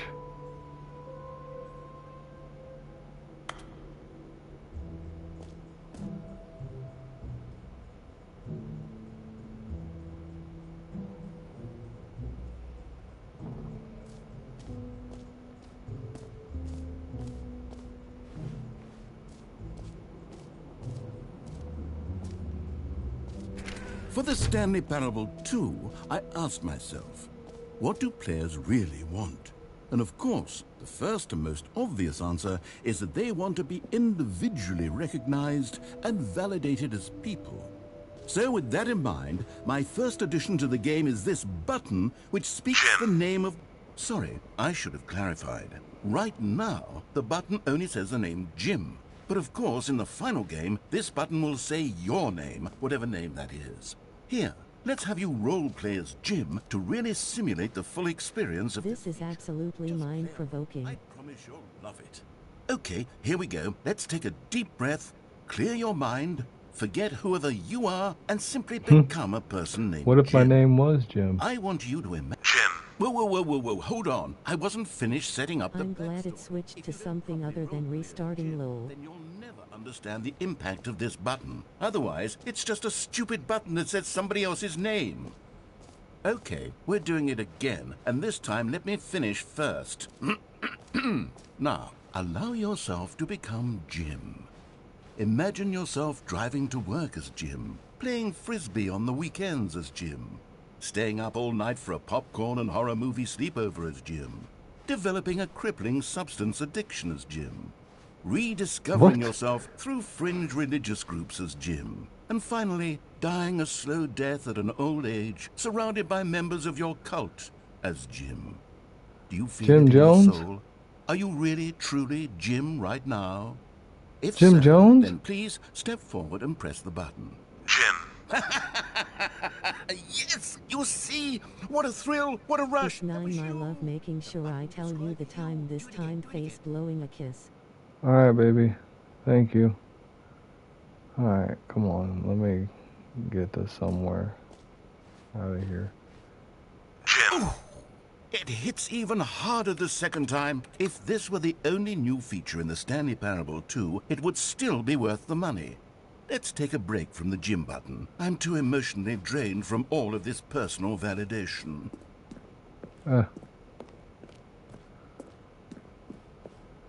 All too drained from all this personal validation. I suppose I could allow only people named Jim to play the Stanley Parable 2. That would actually save me the work of finishing this feature.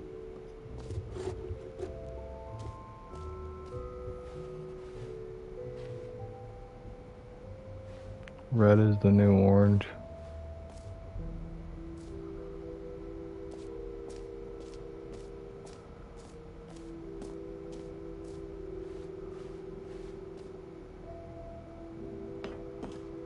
An epilogue would be fun, wouldn't it, Stanley? Yes, it will go at the end of the, well, we'll figure that out later.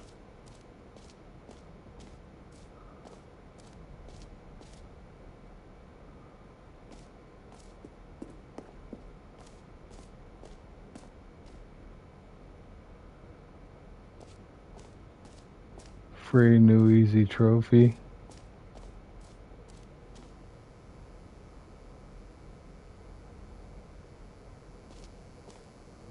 Now, here's something special. You remember that broken test trophy that got left in the game on accident?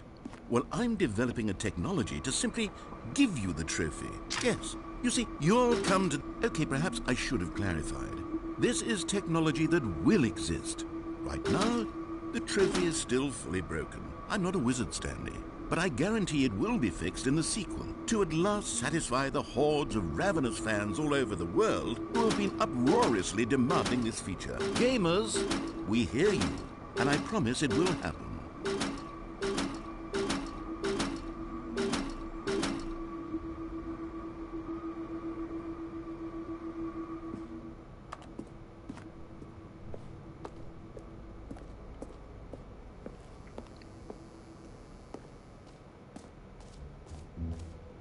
What else? What other exhibits haven't we seen yet?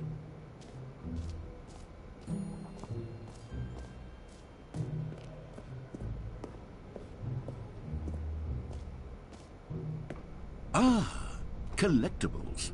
Now it's a real video game. In the Stanley Parable 2, you'll run around gathering up these miniature Stanley figurines. And what's truly innovative is that there will be no reward for collecting all of them. I don't want to stifle the intrinsic joy of watching a number go up. You simply collect all of them, and then you move the hell on with your unremarkable life.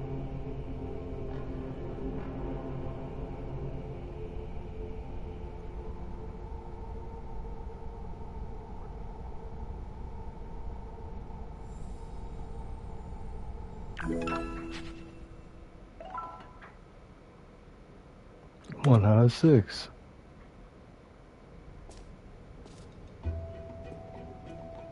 God, it really is the worst when you collect everything in a video game and then they give you a big fancy reward for it. Absolutely tragic.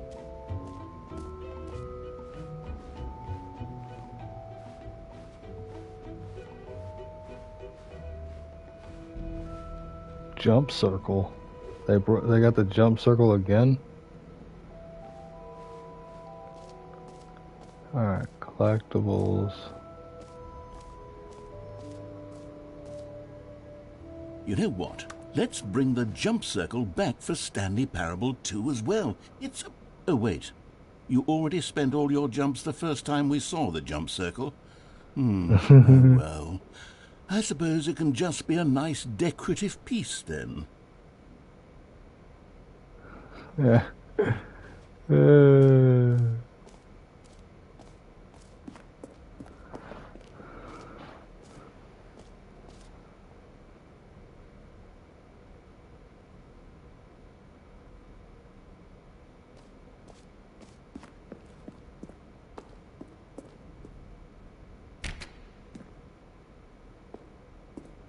Okay.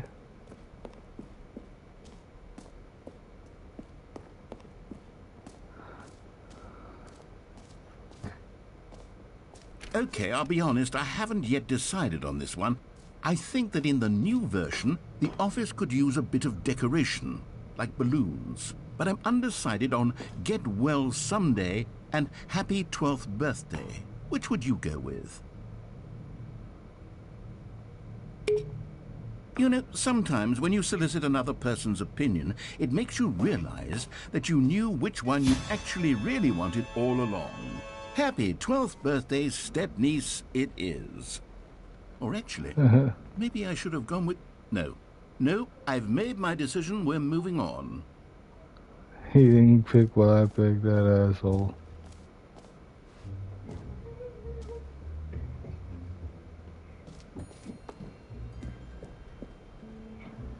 A common complaint of the Stanley Parable was that it was confusing and paradoxical, that it engendered a chaotic sense of reckless despair in those who played it. Well, I am happy to say that after much consideration, I've engineered a clever solution to this fundamental problem of the game. It's the Stanley Parable Reassurance Bucket. You see, Stanley, anytime you're holding the bucket, a sense of calm and ease will fill your mind and your heart. It's true. As long as you hold on to the bucket, the many disorienting contradictions of the Stanley Parable will feel perfectly normal and perhaps even comforting. You may even come to long for the gentle embrace of jarring cognitive dissonance while the bucket is in your arms. And to be honest, it's a much more convenient solution for me than actually redesigning the game to be less uncomfortable. Can you imagine what a pain in the ass that would be? Yes, the bucket is the perfect solution. Come on, give it a try.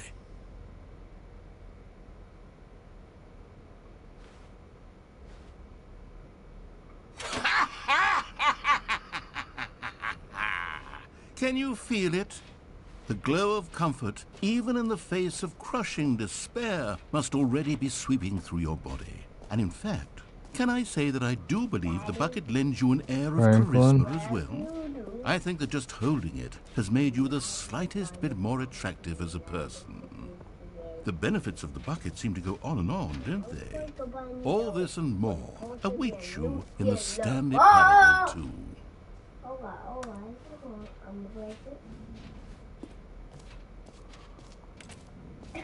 Nothing's happening.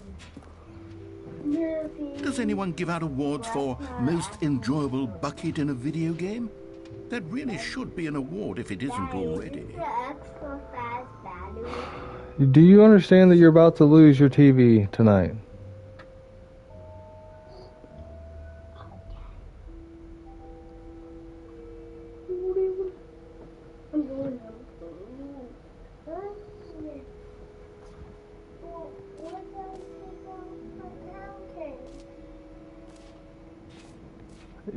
You're hungry for pancakes right now.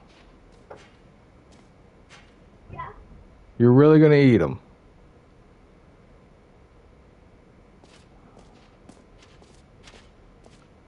This fucking kid. Anything to not go to bed. Rolling on the floor laughing.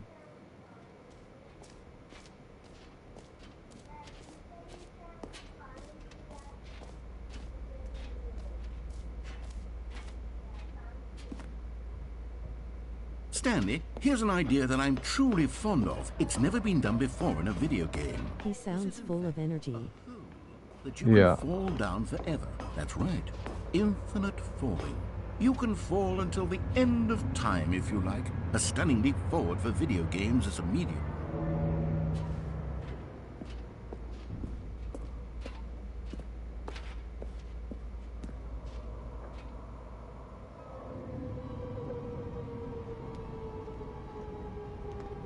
You see, isn't it wonderful? One of my more ingenious concoctions, if I do say so.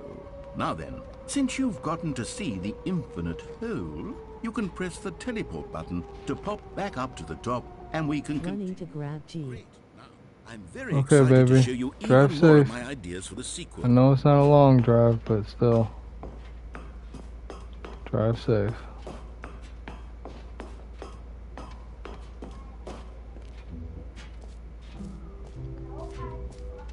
Always, baby. I'm probably about to get off of here.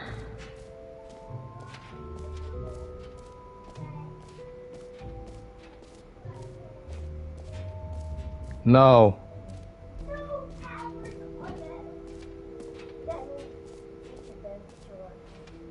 What?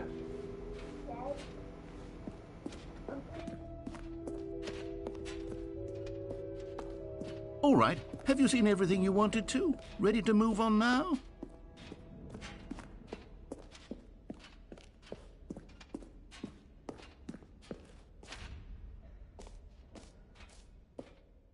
So, Stanley, what do you think? Do you like all of the new features? Yes, I know it's not exactly clear yet how exactly these features will come together as one single coherent video game, but I can feel it in my soul. It's going to work. There's definitely a good game in there somewhere. Say, let's do an experiment.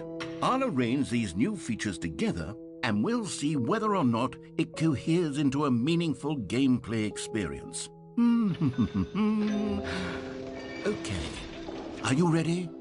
Here it is. I give you the Stanley Parable 2. Okay, if you get off, call me. Just made it to my sister's. I mean, there's baby. potential here, right? It's sort of... Okay, never mind. Hold on. Let me do a different arrangement. Okay, yes, this is much better. I feel good about this. Here we go. Version 2. Who am I kidding, Stanley? This isn't a coherent video game at all. It's a lot of gags. And I do very much enjoy creating gags, but they don't add up to anything.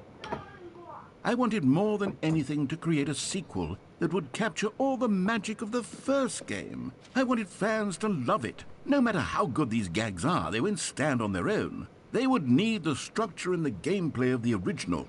Wait, maybe that's it. I can take the original Stanley Parable and simply, well, insert a few of my new features into it. Tastefully, of course. With respect. With care for the vision and integrity of the original game. Would it possibly work? I suppose it could. But it would need a really, really tremendous title screen. A title screen that says with bold and uncompromising conviction, "This is the Stanley Parable 2. Let me see if I can whip something up. All right, perfect. Go ahead. Take a look.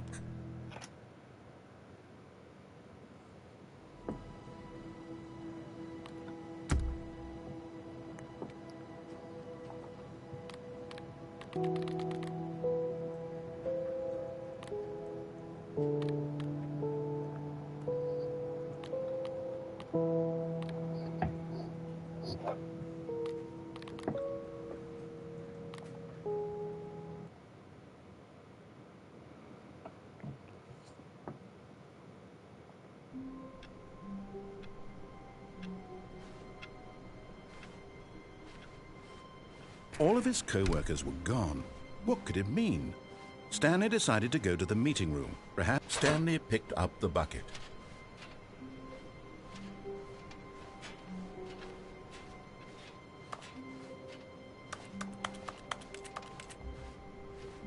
Stanley clutched the bucket tightly to his chest and entered the door on his left.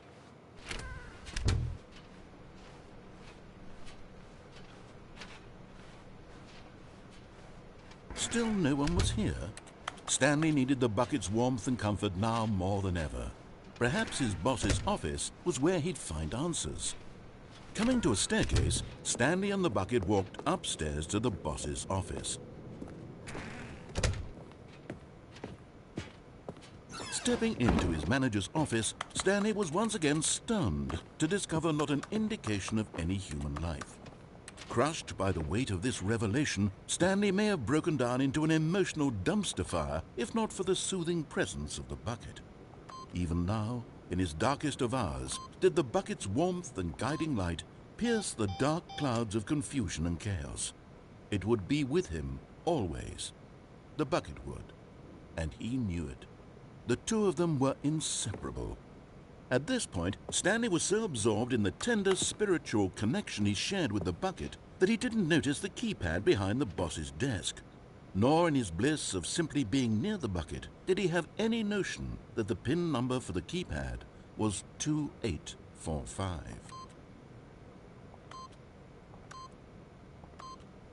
But Stanley guessed the correct code by sheer luck. Was it that the bucket knew all along? Was the bucket guiding him?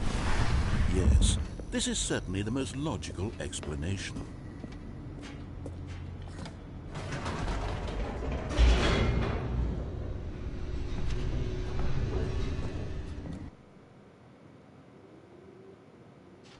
The elevator raced downward, plummeting towards an unknown fate. It would be all Stanley could do to keep himself together, if not for the bucket. Soothing Oh, my love. comforting him, reassuring that in Okay, this baby. darkest moment of I'm happy you made it home uncertainty, safe. he would be all right. I'm about to get off The of here. bucket is I'm here just for you, running Stanley. through Everything the will end be of the fine. game the proper way. Stanley and the bucket walked straight ahead through the large door that read, Mind Control Facility.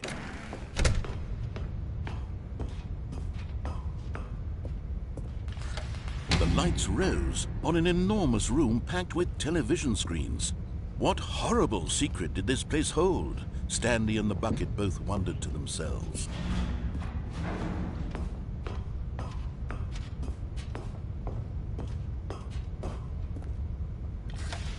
The monitors jumped to life, and Stanley nearly dropped the bucket in shock. Everyone in the office was being videotaped, Who else monitored is fired like guinea now? pigs. Now someone The new has been bucket had fired. never seen anything like this, and it very nearly burst into tears as Stanley cradled it gently, reassuring it that everything would be fine. 601 has been fired. Anyone else? Was the bucket under the mind control facility's influence as well? Had the bucket been told to do things it didn't wish to do? What kinds of things does a bucket want to do or not want to do in the first place? Not just that one person. These questions raced furiously in Stanley's feeble mind. No! He screamed into the bucket. He couldn't accept it. His own life in someone else's control, never! He squeezed the bucket tighter. His one friend in the entire world. At this point, he could trust no one except for the bucket.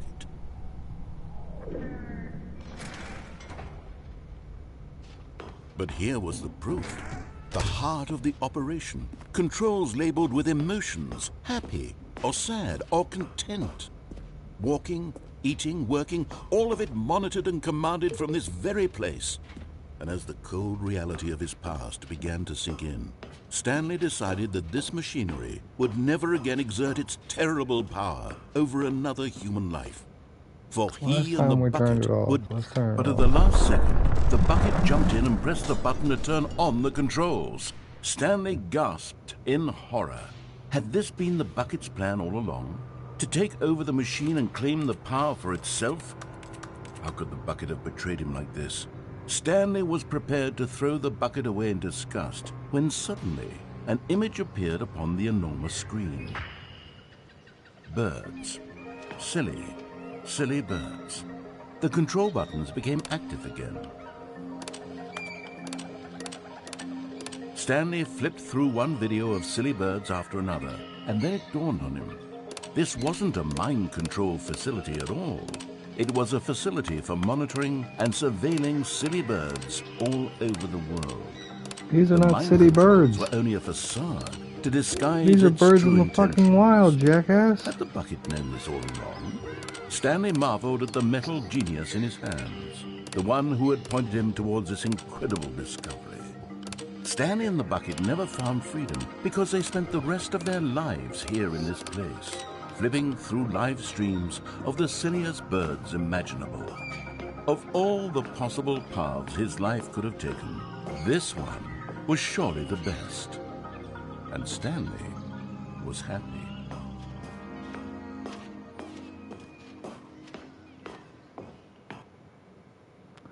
All right. Oh. 2 hours of